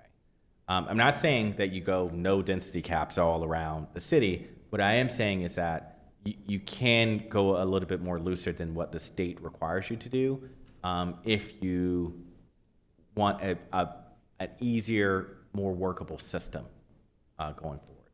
But I wanted to get your ideas for that. Sorry, Bob. So you're suggesting that actually form-based coding allows us to go with less as opposed to allow more? So form-based code actually allows more density, but it has more restrictions on how the structures are built and everything else. What the standards, the ideas I've brought together today are not form-based codes. They are just scaffolding that allows you to not worry so much about the actual individual homes in a subdivision because you don't have that control over the density count as strict as you did before. And so it's going to be an option for the city either to go, hey, we're just doing verbatim what the state says, but the consequence of that would be that you would see applications come back for an amendment in 5 years. See, there's consequences for doing that, right? You would see a different type of development going on. Incentives would change because now we're talking about 11 units an acre. And so some of your zones would be not a big initial impact, and then the next 5 years you'll see a big impact. And so do you want a little bit more guidance right out the gate from that, or how do you guys want to, what are your thoughts on dealing with it a lot more simpler than going the complicated route of timing? I'd like to put this out there. I'm a big proponent on relying on the strengths of others and knowing that you have a lot more experience in planning and permitting in more municipalities than just Auburn. Which direction do you lean and why? Riley, do you want to say what you want to say first before I answer? I hope it doesn't change. My preference would be to do something that was more altered towards Auburn, because when the state statute goes into effect, we're down where you have to abide by that minimum anyway, so we might as well have it as suited to our community as we can get it. That'd be my preference. So my answer is to go simpler, because you have a lot more, there's a lot less variables that you have to deal with. And then you're making regulations that are directly controlling what you want to control and not by proxy. Density is a proxy regulation. It doesn't tell you how your neighborhoods are going to look. It doesn't tell you how your neighborhoods are going to function. It doesn't tell you any of that. All your other provisions tell you that. And so I'm saying, hey, we go the route of really dictating the scaffolding of like, hey, this is what our neighborhoods want to look like, and that way you can lay off on the density count. So you can say, hey, in this area we'd like duplexes, right? We like 4-family homes, or we like single-family homes. you can do that type of design. And this is the type of area we like, and this is the distances between primary structures that we like in this area. None of that has to do with density count, and you can do those provisions. And I would like us to go more that route. That's my opinion, because it's actually guiding development the way the things that you actually care about, rather than looking at a number that doesn't mean anything out of context. Proactive versus reactive. Correct. Fully agree with that. So that takes out of play the 5-year increment? Correct. So that is allowed by the state? Yes. The requirements by the state have to do with density count. So as and- long as but what density? I mean, at the beginning, we could have one density. Under the state 5 years out, they're saying it multiplies. Yeah. But if you set the density at what level to begin with, then to comply, say, out 5 years? So you can do anything. The point is not to concentrate on the number, because if you look downtown, you don't have a density number. And in some areas, you don't have a density number. So I will say this right now. In your industrial area, you allow farm housing. In your industrial area, you do not have a density count. You don't have a density requirement. You have this all around your city. You already are using some of the other terms, is that if you just make the scaffolding and then come back and you can say, we have a max of 32 units an acre, and you make it in your growth area with water and sewer, 32 units an acre. And then you're always going to be compliant with state law. You can do things like that, because when it comes to density count, it's always a theoretical maximum. It's always. You have developable land, right? And you do a calculation, and then you have to deal with setbacks, you have to deal with distances, you have to deal with open space. So you never get that top number, and you're never going to get the top number anyway, because you have all these other requirements. And so why are we basing ourselves on a number which doesn't actually lead us to the outcomes that we want to have? Now, there is going to be the interim, right? The interim is, hey, comp plan is passing, and we have into July 1st to get compliant. And so this is going to be a set of provisions for that. And then you're also at the same time, you're going to start thinking about, okay, comp plan is going to be telling us to do a lot of different things now, because that's what happens every time a comp plan passes. And so you're going to have to rethink zoning and everything after a comp plan passes anyway. You're going to have to do this exercise, but I have to get you compliant first before we can get to those long-term discussions that are going to take a lot longer to do. I want, your question was, do we want to adopt just the state standard, which we've been over, right? Yep. Or alter for the Auburn market? I don't care to follow the state standard. I don't mind if we have a collection of ordinances that allow for a greater density than the state says we must have this minimum density. Yep. That's fine. I think the important word in your question is market.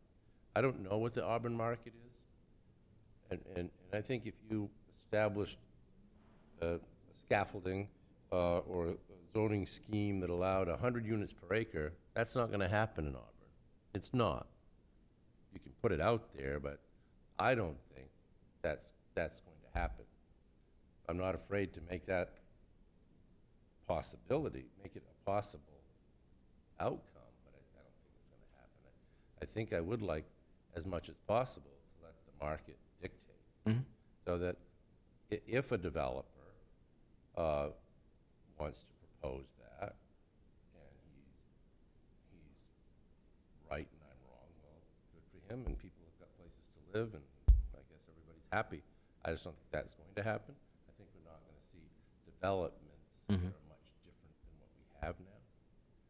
But if we can afford that opportunity for people to try it if they want, I'm all for that. I wasn't sure what your assumptions here are. is this with the state standard? If we adopt the state standard, we would expect to see more housing zones, more housing in these zones, less housing in these zones, little to no change in the other. So these are actually your current zones that you push your density towards. And so I'm making the assumption that the zoning that you have today are the areas that you want more density in, or less housing zone or no housing in. So in looking at your zones today, I'm assuming that in your urban residential district, your multifamily suburban district, your general business 1 and general business 2, the Minot and form-based code areas, that's where you want more density in, because that's what your zoning tells you to do today. That's my assumption, but I don't know. So that's why I was making that assumption. Less housing in the low-density residential area, the rural residential area, and suburban residential area, those lesser. And then the little to no housing in the ag zone and industrial, because it doesn't allow, it's not encouraging all this housing in those zones. But again, that's my assumption just by reading the regulations. I'm not you, and you guys are the residents here. So I'm looking for more insight from you all who have made this your home. So that's the way our current zoning ordinance appears Correct. to you. Yes. And I think you're right. But with the changes that are coming, Yeah. the state law changes, all of the zoning is going to be, a greater density is going to be allowed in all of these zones, with Yes. the exception perhaps of the ag zone.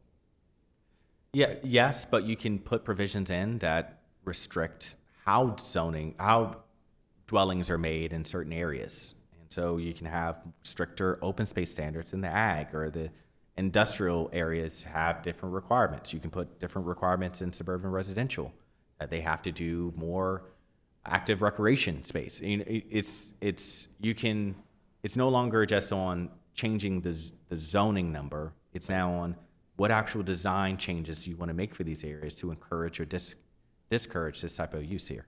So while the densities that we're familiar with, except for the form-based code, Yes. will increase, Yes. we can apply other standards to the various zoning districts that might serve to shape those developments in such a way that the density is not going to, even though allowed, probably not occur. Well, I mean, so to a point, right? And so because the first answer was verbatim or not, right? Simpler makes above what the state minimums are, right? And then you can say, well, how much more do you want? Do you want it double what the state is allowing? Do you want triple allowances? How does that's going to scale up based on your context and what areas you're going to be, your suburban areas, or more over, close to a highway, those type of things. Yeah. I guess it seems to me that we might then be accused of put provisions and more requirements on a developer to the point that we're trying to discourage that type of development to get to the density that we feel that we need to go to abide by the state regulations. But at the same time, we're loading the cost to that developer because we're going to be requiring more amenities or more improvements and probably, more off-site type improvements. And it's basically saying, what I've said before is that, listen, we're not going to burden the cost on development that we don't want to encourage, right? So we're not going to subsidize the cost of you making suburban sprawl. It's not something that the city wants to do. We shouldn't be saying, hey, you out there with no amenities and everything like that, you're going to build all this and then put the cost on all the other of your taxpayers. So that's more what we're saying. And as far as other restrictions, I would shoot back. It's no different than environmental restrictions, right? And so for vernal pools, they're much stronger restrictions came online at the exact same time as everything else. So now you can't even, before you could develop a percentage of the area around a vernal pool, you can't do that anymore. And so the state itself is doing the same thing. It's saying like, hey, we're giving more density. We want more density to occur, but we're also providing protections for the things that we want to protect. And for us, it's quality of life. I can appreciate Ed's point. As you mentioned, we've lived here and have a little more familiarity with the city and the town. For me, it's kind of hard to envision where this growth will occur, given the patchwork of our zones in conjunction with vernal pools, ag zones, industrial zones, and what could already be considered a crowded downtown proper. It's kind of hard to envision where these things may occur, and that difficulty in envisioning that makes it even more difficult to answer this question, from my perspective anyway. Fair. It's fair. At the next time, I can bring up the map again of where it shows you that where you have access to water and sewer, and you can put on an aerial, you can see how much green field you have in the city that's in your growth area that will be affected by state standards. Oh, but then the open space people get upset.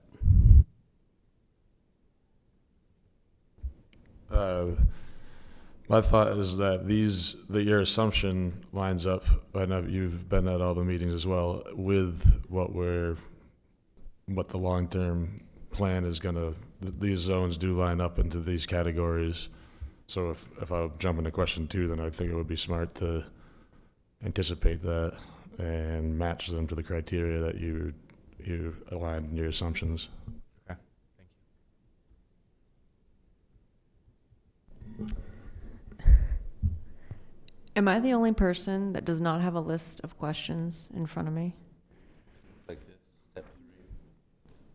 Where is that? I don't have it. He has 2. That was a yes. It was passed around right before this meeting. Sorry, Chelsea. We failed elementary school. Yeah. Okay. This makes a lot more sense. Thank you. Okay. Okay, so are we okay with going on to question 2? Are you okay with that? I'm okay with that. Yeah. Do you want to rezone areas within and outside of the growth area to match with the criteria above?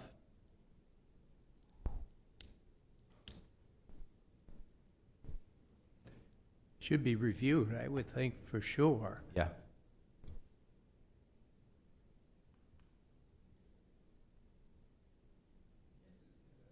Is a side question, Riley may be involved because he's sitting on the comp plan committee.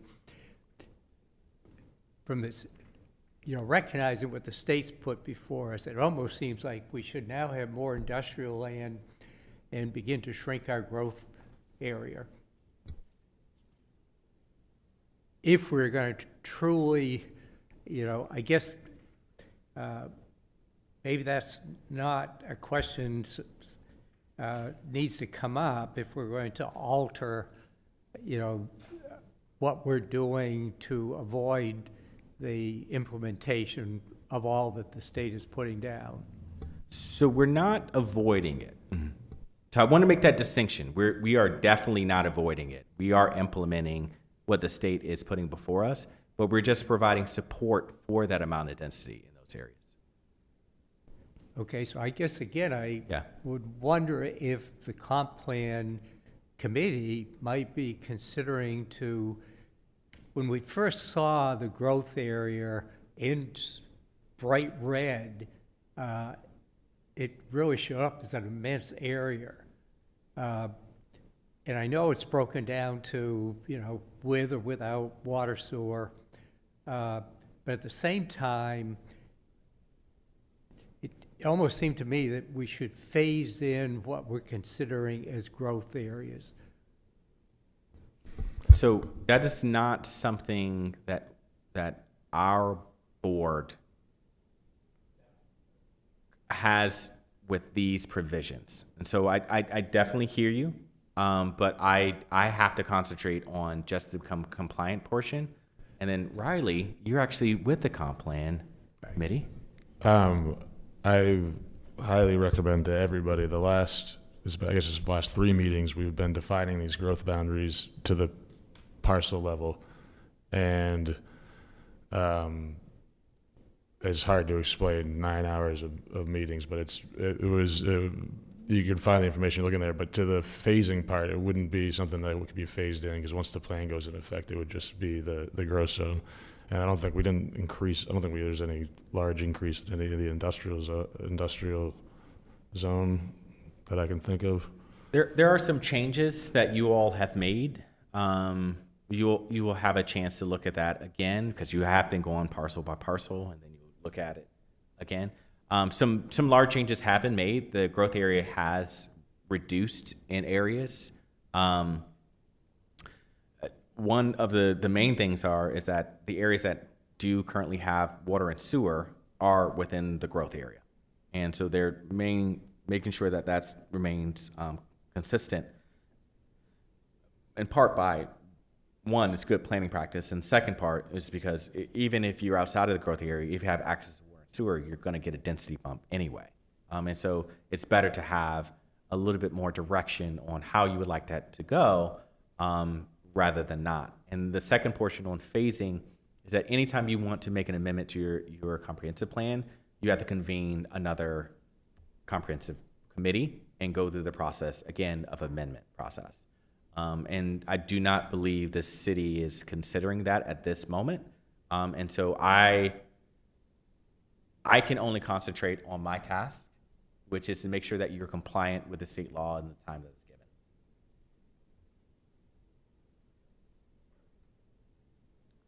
I do have a question. Sure.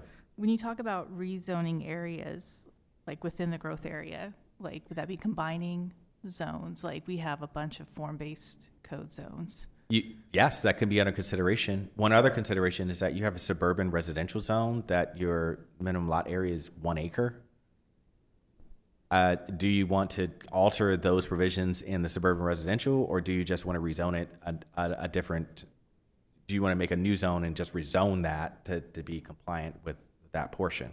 Does it make sense to go zone by zone by zone, or do you want to just rezone it into compliance, that type of thing? You're gonna have to do a little bit of both, because as the state provisions get closer together, you're gonna see some zones. It's like this is exactly the same now. So do we need these two zones?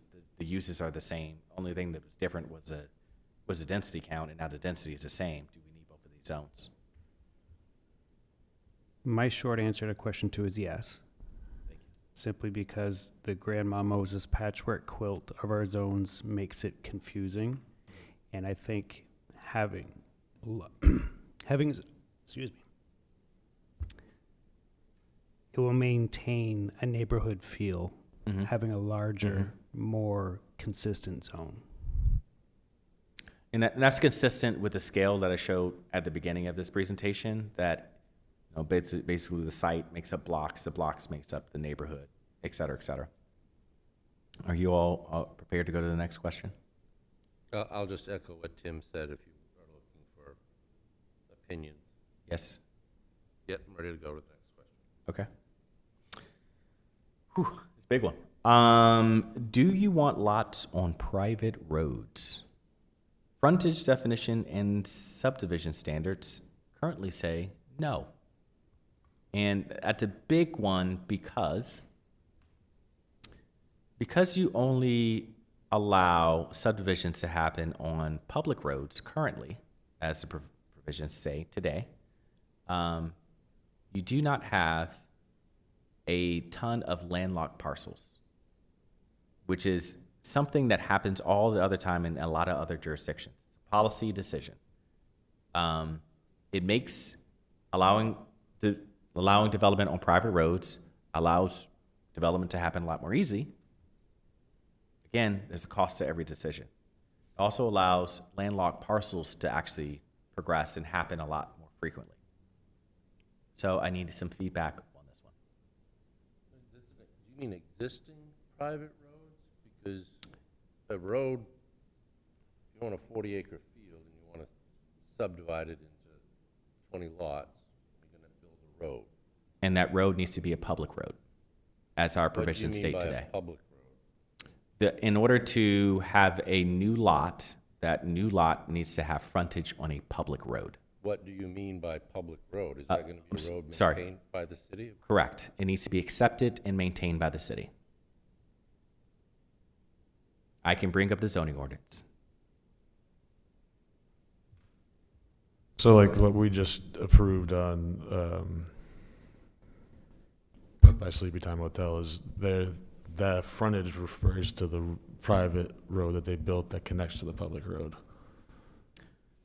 So by definition of your zoning ordinance, frontage refers to the area that's connected to a publicly maintained road. Does not refer to a private road.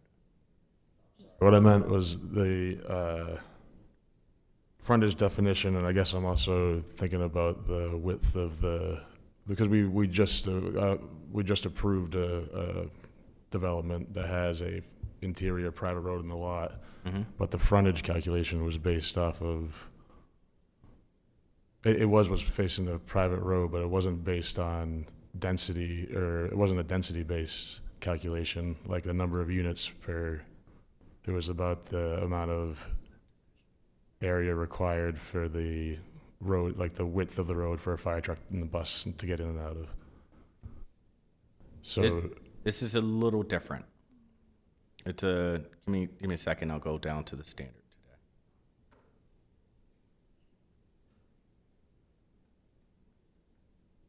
This is administration, sorry.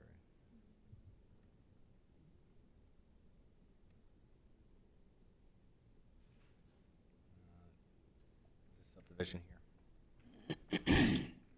that's what I'm saying, is my understanding is that we did, you're saying our zoning ordinances don't allow for it, but my understanding is that we did, as long as they were able to meet the access to the public road. Site plan. So I'm going to go directly to your provision and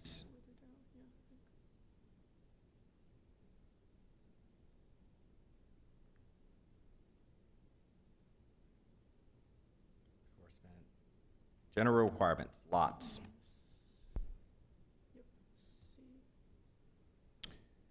No person shall make a subdivision within the city unless all lots of the proposed subdivision have frontage, as regulated by the zoning ordinance, upon a way granted legal access. The following ways shall constitute legal access to a lot.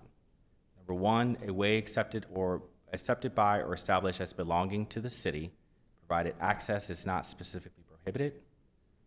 Number two, a public way shown on a plan approved in accordance with the provision of this chapter and in this code. Number three, a private way existing prior to October 6, 1968, which way is shown on a plan recorded in the Registry of Deeds prior to such date and is deemed adequate by the planning board as evidenced by the board's endorsement on a final plan for the subdivision of land in its approval. In its approval of existing private way, the board may make whatever requirements it feels necessary to improve the way commensurate with the projected use of the same. And number four, a person issued a permit pursuant to subchapter in the Great Pond watershed shall have a copy of the permit on the site while work is authorized by the permit is being conducted. Four makes no sense in this section, but 1 through 3 makes sense. So, to Riley's point, I think that the project that you're thinking on Danville Junction Road, it was a condominium. And so we yeah. didn't have lots Yes. on the road. It was a big lot. So the lot in a condominium, so that's the issue with condominiums. And actually, that's why your subdivision state law is written the way it is, because of condominiums. It's in planning, it's called the condo problem, is that if it's one single lot, your frontage is all, if that one single lot has frontage on a public road, then you have, a lot has access to a public road. So, to your reading of the general standards there, I'm not familiar enough with this ordinance to know if the definitions are in the front or the back. But Yeah. I think a public way, which was number 2 in your Yeah. description, is a road in a subdivision that's built to standards, when the public is, there's an incipient right of dedication. Every member of the public has a right to use that. I think that that's what that means. And that is also what I would call a private road, in as much as it's not a city-owned and maintained road. Except the definition section says something different. What does it say? It says publicly accepted and as the city. For public way? Yeah. Public. Well, in that, I guess that is troublesome for me. How do I understand, I think I understand the city's current position is that it doesn't accept newly built roads. If I build a subdivision road, the city's not going to accept it. So we should alter. Yeah, so to answer the question, then you would say at number 3 that you would want to have houses on private roads, and so that the code should be altered, right? Because that's what I would agree with Yes. that. Like I said, obviously, we do need some Yes. rewriting Yes. in general. Ed, but think of it this way. Your road to camp and my road to camp are private, and this would allow development on those roads. Are those roads paved? No, but they're private roads.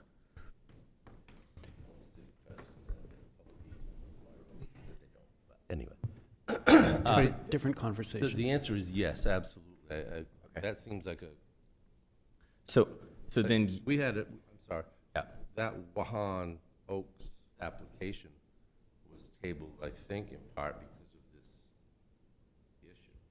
Just, here's a company that wants to come in and build 14 lots for affordable housing, and they're gonna build a road, and then all of a sudden they're told, no, you can't do that. It didn't make any sense. But if we say yes to this, that private road at the beginning has to be built to an acceptable standard by the city. you have to require that. Bias. I'm sorry, say again? So you would have to require that. So Would require it. Yeah, so that's one of the things is that your whole system, your whole regulatory system right now, when you're talking about roads, it's under the assumption that they're going to be public roads. Your whole system is set up that way. And so if you're going to allow it on private roads, you also, you need to have provisions that say such. And one of the things that I'm thinking of is that there's a reason why you don't get a lot of development that's in a different format right now. And one of those things are more like a neighborhood cluster, and you can use it where the road comes in, it's a parking lot, and then you don't have direct frontage on a road. You can have a lot fee simple, and it's all fronting on like a public open space. And they say it's a pocket neighborhood. You don't get those right now because you're required to have frontage, and frontage it's defined of some distance on a public road. And so you would be allowing these other types of development. If you are now saying that you are only going to allow them on public or private roads, that's a decision. You can not require them to have access directly to a road itself. You can just allow it to have public access. That's a decision you can have. So these are all different types of development that you can allow to exist, and it does open up different possibilities. However, again, nothing is free. That also opens up the possibility that you may get some landlocked parcels. And is that okay?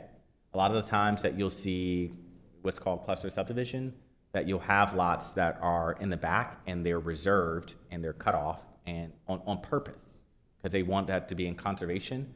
And if they don't have frontage, then it's easier to conserve that piece of property.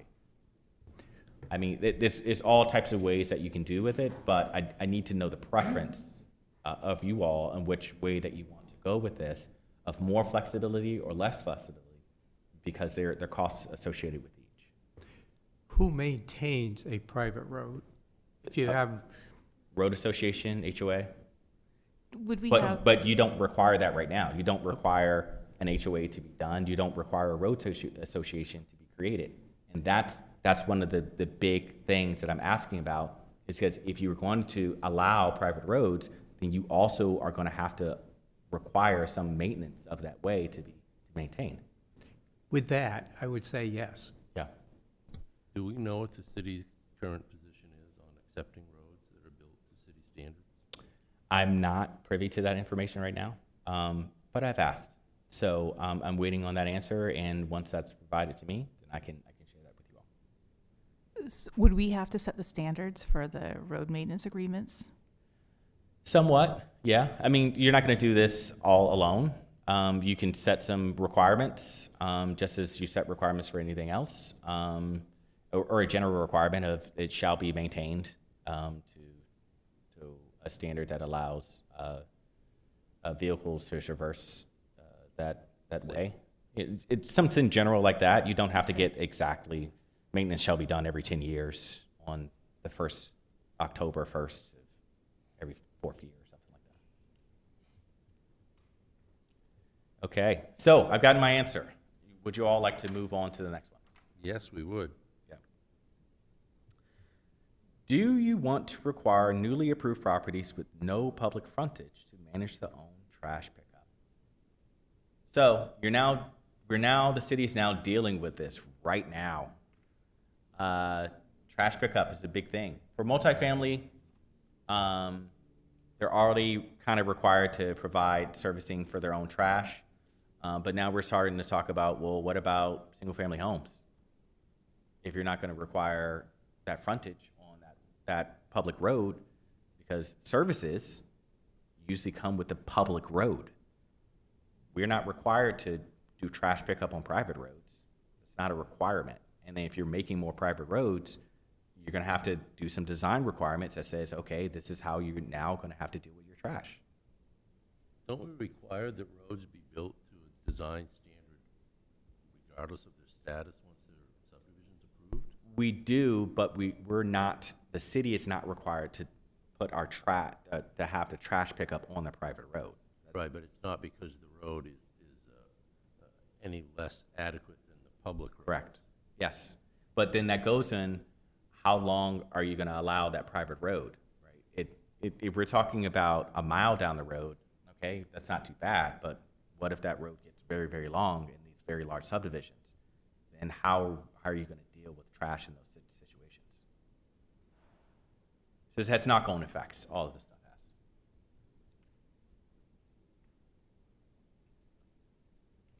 Something to think about. So manage their own trash pickup. I mean, people on private roads are now doing that. Over on Taylor Pond, Yeah. 600 camp owners who throw their junk at the end of the road every Wednesday. Yeah. Now I guess they're going to trundle their garbage cans up there and line them up neatly. Yeah. I don't know what the plan is for that, but so they're managing their own trash. Is that? I mean, that's adequate. I'm just saying that you're going to have to make these decisions of, okay, you can make that 600 single-family home lot subdivision if you want to, but you're going to have to figure out your own trash situation. And before we approve it, you're going to have to demonstrate that you have a plan to deal with this trash. My view is that if a developer is coming to town and he's going to spend his money and he's going to build a subdivision that we all want, and he's going to build a road that meets our standards, I don't know why the city doesn't accept that road and accept responsibility for picking up trash, driving school buses, and plowing the snow. Because the costs of types of development, it's not equal to the funds that are coming in for that type of development. So for instance, usually you do what's called an impact fee study, and you also do a financial impact analysis. A financial impact analysis says over time, if the tax revenues from those new parcels will equal the amount of services that you're giving to those new parcels, right? Impact fee study says, hey, for each new unit that comes on, there's a cost that's not included in the tax revenues that the city is going to have to eat, right? And we're doing this trade-off every time. I'm not saying that you make people pay impact fees. That's not what I'm saying. I'm saying that there is a cost for development. And so based on the type of development you're doing, single-family homes versus multifamily, that's different tax revenues. And if single-family homes, in general, and this is rule of thumb, in general, do not equal those revenues that the services that are costing. And one big thing that comes out are the maintenance of roads. So for, I believe, like one quarter, 1/2 of a mile or 3/4 of a mile, you're paying $1 million every 15 years to maintain that road. So the return on accepting that new road is going to be, the cost to maintain that road is going to be subsidized from other places of the city. That is one cost of development. So it really does matter what type of developments that you're doing. And so it's an easy calculation to do too, based on how much square foot a road that it takes to maintain. So that's one of the reasons, that's another reason of like maintaining, that's one of the core reasons why planners say you want more compact development more than more sparse, because it is more expensive to take care of that road network the more sparse it gets. Well, I think if there's a minimum density, I think that's what cities and towns are there for. Yep. To provide these types of services. Sure. People are paying a lot in taxes, I realize. Yep. So there's a policy. That's what I'm saying is a policy decision that I can't make, but I do have to give you the information for it. Bob, did you have? I guess I recognize Ed's point of view, but having looked at our city budget, that if we can keep our lane miles down, right now we have lane miles that stretch to Baltimore and beyond. So we need not add any more lane miles because they are costly to maintain. So I think that's the reason the city for some time now does not accept subdivision as public roads. So policy decision, nothing to do right now, but it is something for you all to start thinking about. If you would allow me, can I go to the next question? What do you think you got for response from the board to number 4? That this needs further discussion. Yes, you may go on. Well, I think for any development, it's almost, again, there has to be recognition that they're going to take care of their own trash, but built into that development is going to have to be a common area where trash from that area is going to be consolidated for pickup on the public road. It could be. The next one is, do you want to allow backlots? So backlots do not have frontage on a road. You see them all over different municipalities. You can get an easement. It doesn't have to be a road. You can get an easement, access easement or something like that. Do you want to allow them? Sometimes it allows cheaper development for splitting off for your family if it doesn't require a certain amount of frontage on the road. So that's something to think about. Right now, frontage is required for every lot. Wouldn't that be covered under an ADU? No. So ADUs actually exist on the same lot. So it's accessory to the primary dwelling. Now, if you make a new lot, it's not accessory anymore. It is the primary dwelling. I've seen this in play in other communities, and I think it's a good idea. Okay. So if you have a back lot, you could have a multifamily property back there, Possibly. and they would be going on a private way, like a private driveway, basically. Possibly, yeah. But this would also entail the primary property owner deciding to make a back lot and it getting approved for all that to happen anyway. So with one making of one lot is not subdivision, and so you go to the lot split situation, which means that you get no checks from your local municipality. But this question is simply back lots, not a lot split, correct? So to make a back lot, if you're only making one back lot, it is classified as a lot split. That's what, it's not subdivision. I have to use those terms but it's not considered a subdivision. It's considered a lot split. I've seen in other communities, the backlot provision does have some requirements, such as you can't have a 90-degree turn in the road.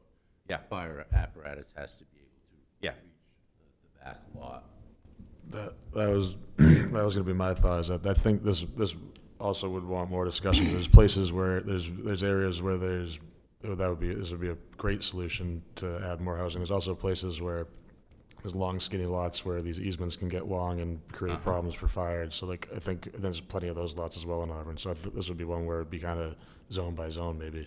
Yep. And you have current provisions right now with the length of dead-end streets, 600 feet, but the language is loose. It says we want to discourage rather than shall not be longer than that. So that's some language that you should look at if you're allowing backlots and things like that as well. I think the general answer is yes with restrictions. Yeah. Do you want to allow pocket neighborhoods? Again, frontage is an issue for fee simple lots. Now, pocket neighborhoods are situations where it's a whole neighborhood on an acre. And so the parking gets consolidated in like a surface parking lot on the side, and then you have an open space and homes. They all center around the open space, and they're fee simple lots, but they don't all have frontage on a street. And pocket neighborhoods are becoming more and more popular all over. They actually have pretty good size. I've seen sizes from 600 feet to under 1,000 feet. And they're decent sized homes and they're affordable. What was the 600 feet to 1,000 feet? What were you referring to? The size of the homes. Size. Usually you can fit comfortably on that type of lot, that type of configuration. You said an acre? Yeah, an acre. I think it would be a good idea, but also with consideration to the connectivity that we talked about earlier, and then also with the inclusion of the open space improvements where it sounds like we're looking to make. Yeah. I would think this would be a good idea. So you can see how these things are starting to connect together, like the things that you're requiring, and then it allows you to do more different types of development. Next one is, I'm sorry, before we leave 6, can you explain what frontage is an issue for fee simple lots? I'm going to own my lot, right? more meant in this jurisdiction. Frontage means the length of a lot extending between the side lot lines of a lot which borders an accepted portion of a street. Maine Turnpike frontage does not apply to this definition. So we're going back to the accepted street, the public accepted street thing. Right now, you're not supposed to make a lot without frontage. Period. And so you can't do pocket neighborhoods if you require frontage for every lot. You can't do it. Because some of those lots are not going to have frontage.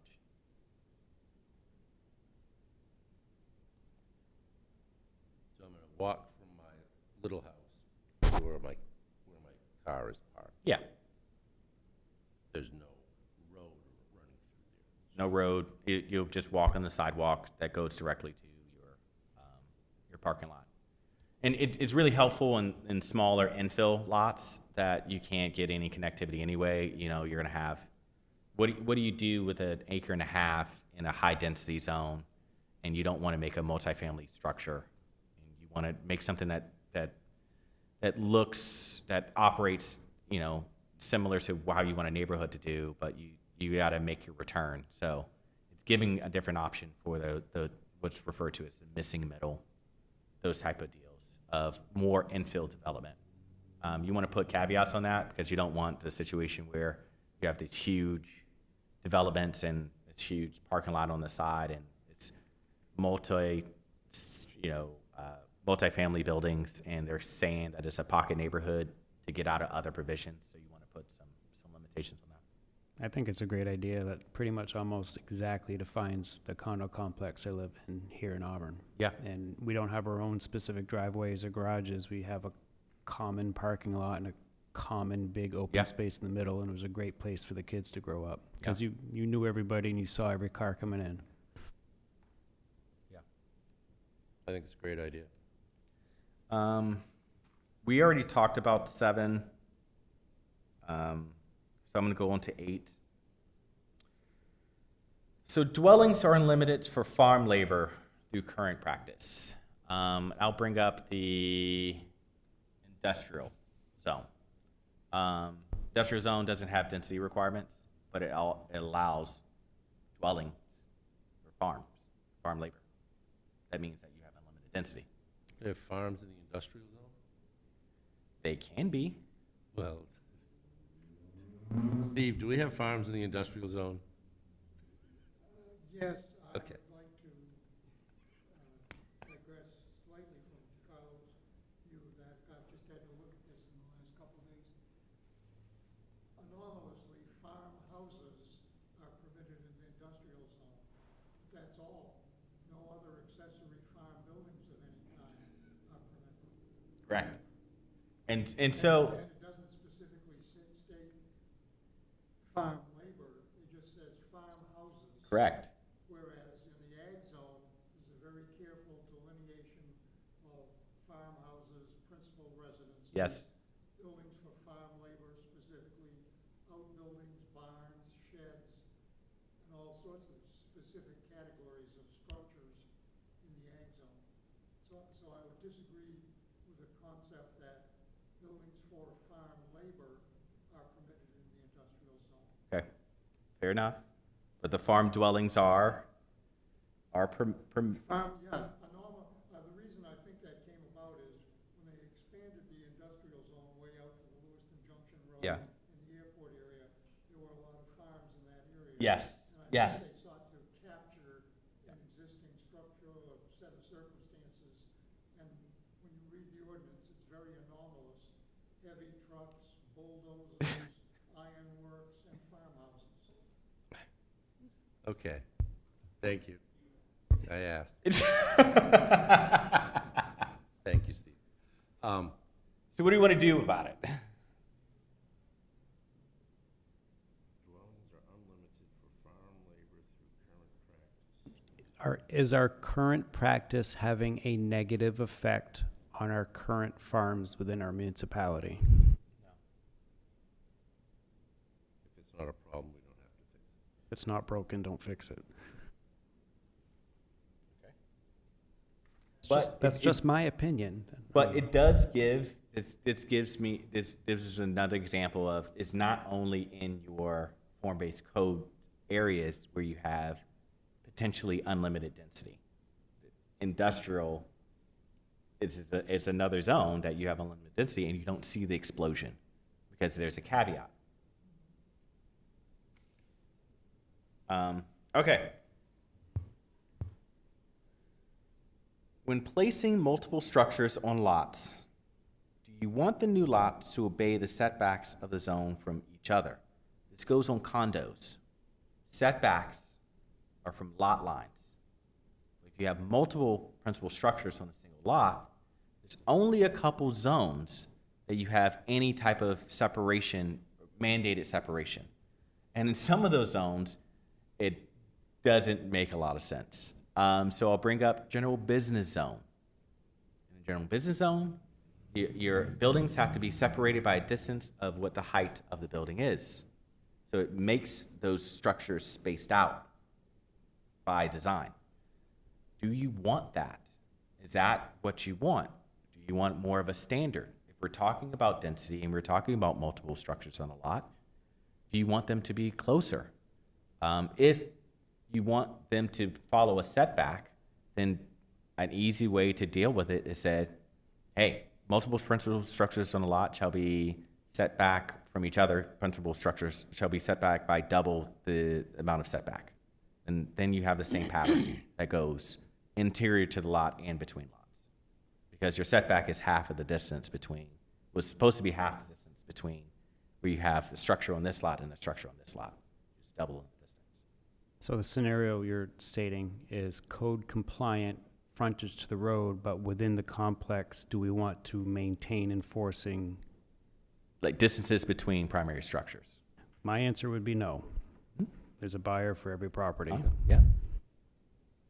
But it's a decision that you need to make because not making a decision means that there's no distance between them. So in an area that you are mandating that you want the structures to be in a simpler sense, because your requirements right now, this says there's only a few certain situations that you can allow multiple principal structures on the lot. That's 6034, right? So in this sense, you're allowing more principal structures on a single lot, and you need to make a decision, or the decision is 0, or practically it's going to be fire code, which is fire separation, and generally that's 10 feet for fire separation. I think if you go to general business, it has the distance for principal structures. First, I'm going to go to. I want to go to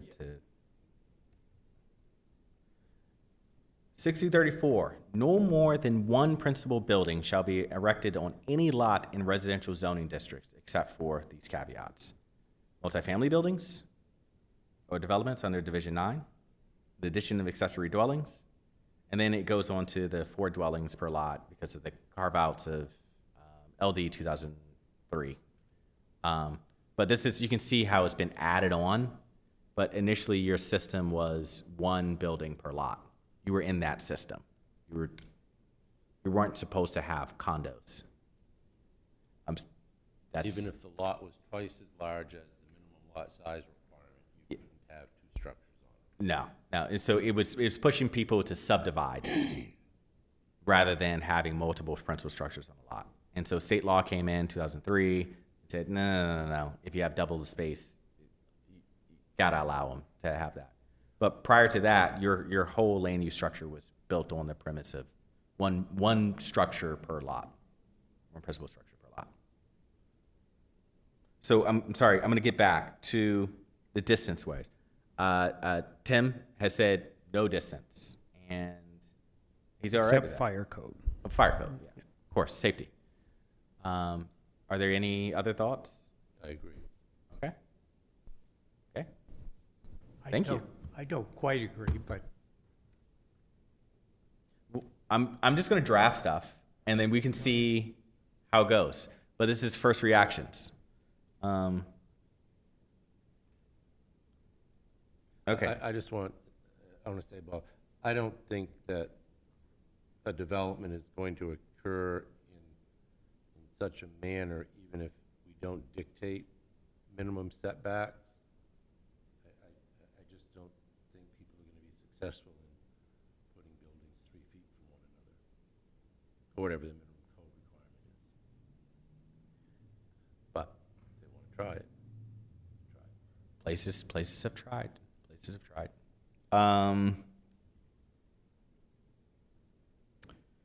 So in my draft that I'm making, I have made the front lot line wider than the depth in some more rural zones to create space. And I'll give the example of when we're going down to 5,000 square feet, your current practice is to have long lots, right? We're in the Northeast. That's been our current practice since we've been a country. So that would mean 50 feet width and depth of 100 feet. That's 5,000. Now you have some other zones that you want more space out, suburban, residential, whatever have you. So minimum lot sizes. So in those zones where I'm sensing, again, that goes back to the question 1, that you want those places a little bit more spaced out, then the frontage, the front lot line, the width can be 100 feet and the depth can be 50. So it spaces out those structures. You're going to be okay with that if the speed limit is 35? No. If the speed limit is 35, it's just, so my role is not to make decisions for you, right? I've said that, and I'll say that again and again and again. If you want to take your life into your own hands and to get from driveways onto a road that is going 45 miles per hour, and you want to allow that to go on, hey, we all have risk tolerance. Hey, I'm not going to be anywhere near that road. So you'll see in some drafts I have is that in suburban residential zones, you'll see wider 100 feet wide and 50 feet depth, because the idea is that you want it to be more spaced out. But if you just want the standard going like, hey, forget it, let's go to 50, 100, 50 feet wide, 100 feet back, I'll do it, and we'll be done with it. What are you gonna do when we have a zone where it's 325 feet? You have to reduce it to 50. We're going to have to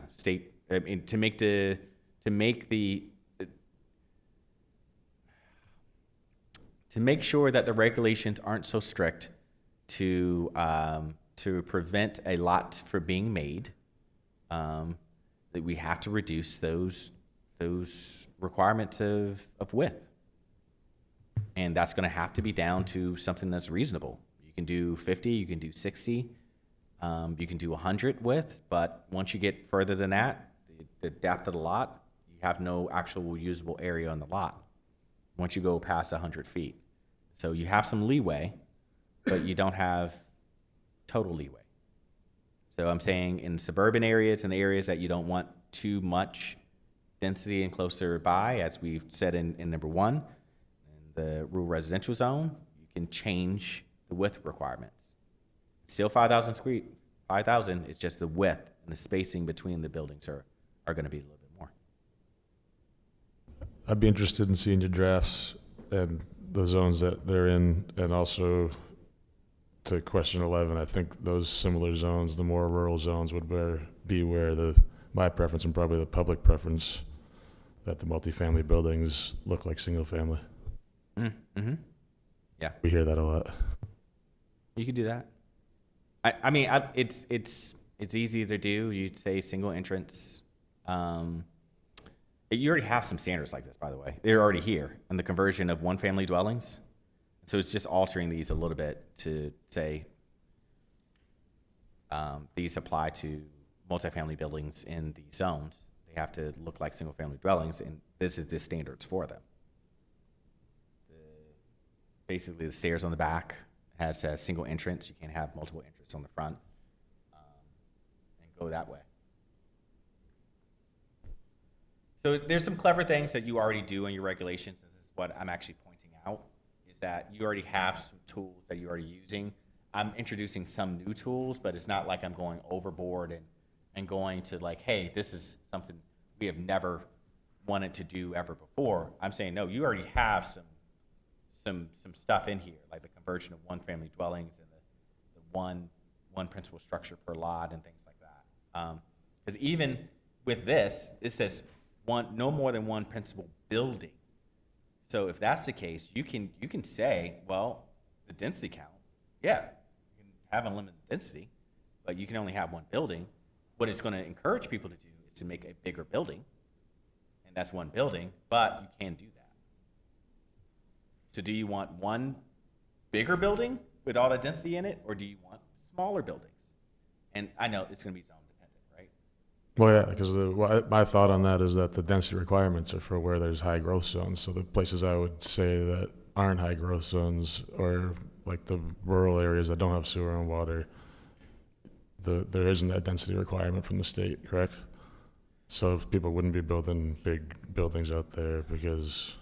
Yeah, outside of the growth zone with no access to water and sewer. Those are I guess that would be my answer to question 11 then. Yeah. Okay, yeah. Again, a lot of information, a lot of questions, but this goes on my other statement. Sorry, Tammy. This goes on my other statement, is that all 19 requirements from the state then require us to make all these other decisions, and then each of one of our decisions impacts our land use structure, and so it has to shift. Our structure has to shift. So any individual preference you have, it's going to have an impact down the line. There are no free decisions, but it's getting used to that and being used to doing trade-offs and saying that we are doing the best that we can with the information that we have today, and then later on, allowing yourselves the grace to say, hey, all right, we thought this was a good idea, and we want to redo this requirement to make this more strict or less strict or whatever have you. It's going to be a work in progress because these are brand-new regulations statewide. And there's not a good rubric to follow to do this. We're all in an uncharted territory for such a large area. If this was downtown, it'd be a completely different conversation because your form-based codes are already compliant with the density requirements. So,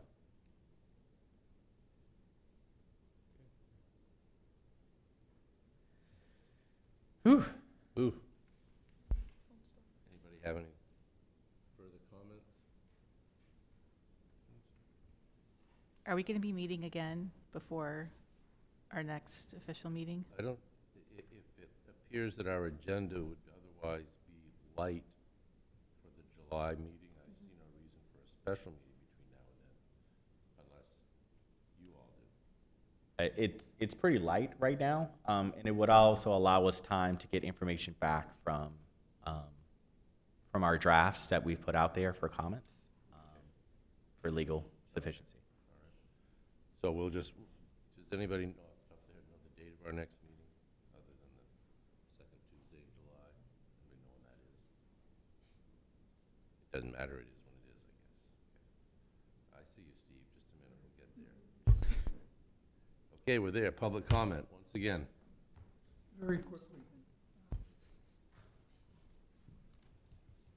One additional concept that needs to be kept in mind when considering these very substantial restructuring of how ordinances are created and enforced and enacted is that we have in the city a number of very important controls that are in the nature of standards, but they're not ordinances. The two principal ones are maximum grade of roads, which is currently set at 8 degrees, but you can't find that in writing anywhere except perhaps in some notes in the engineering department, and 25 degrees maximum grade for construction of houses. And that's not in any ordinance in any zone. And that's been, I won't go into any painful details, but that's been variously enforced and ignored in some very patently obvious ways in the past. And something needs to be done about that. Okay, thank you. Any board items for discussion? Anything? I'd just recommend, again, if you get a chance to watch the last 3 or so comp plan meetings about the gross size boundaries, and the one before it, we had the definitions of what the growth zones were, so they're interesting but voluminous, so just recommend them. Very good. Yes, Yes, just yeah. following up on that, just put a plug in, the comp plan, the planning board's review of the comprehensive plan is coming. They're working through the goals and policies and future land use map. If you want to get a jump start, we recommend looking through the inventory and analysis section that's online right now. These are very data-heavy chapters, so you don't have to go through all of them line by line.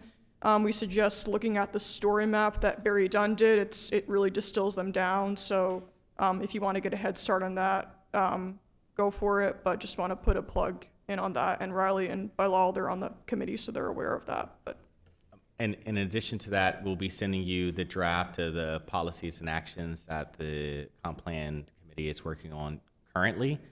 Just for if you want to go into that detail, it's for you, so you can understand how that part of the structure is put together. Are the definitions of the growth zones up? Because we did finalize that, right? We voted to finalize that. No, not yet. Okay. And so we're just going to be sending things to the planning board, and so they can understand. So the first time you get into the document, you're not seeing it for the first time and expected to make a decision on it within a short amount of time period. If we give you this information as they're being constructed, then you can actually get a gist of what the comp plan committee is going towards. Anybody get kicked off this city email? I can't get it anymore. I'm gonna get my password fixed, I guess. Who'd you Having make trouble mad at? From Europe, but I have trouble from West Auburn. So if you try to reach me today, I was just Okay, that solves a lot of questions that I had. So I'll make sure. Yep. All right. Well, motion to adjourn? So moved. Second. Riley, all in favor? We're adjourned. Thank you.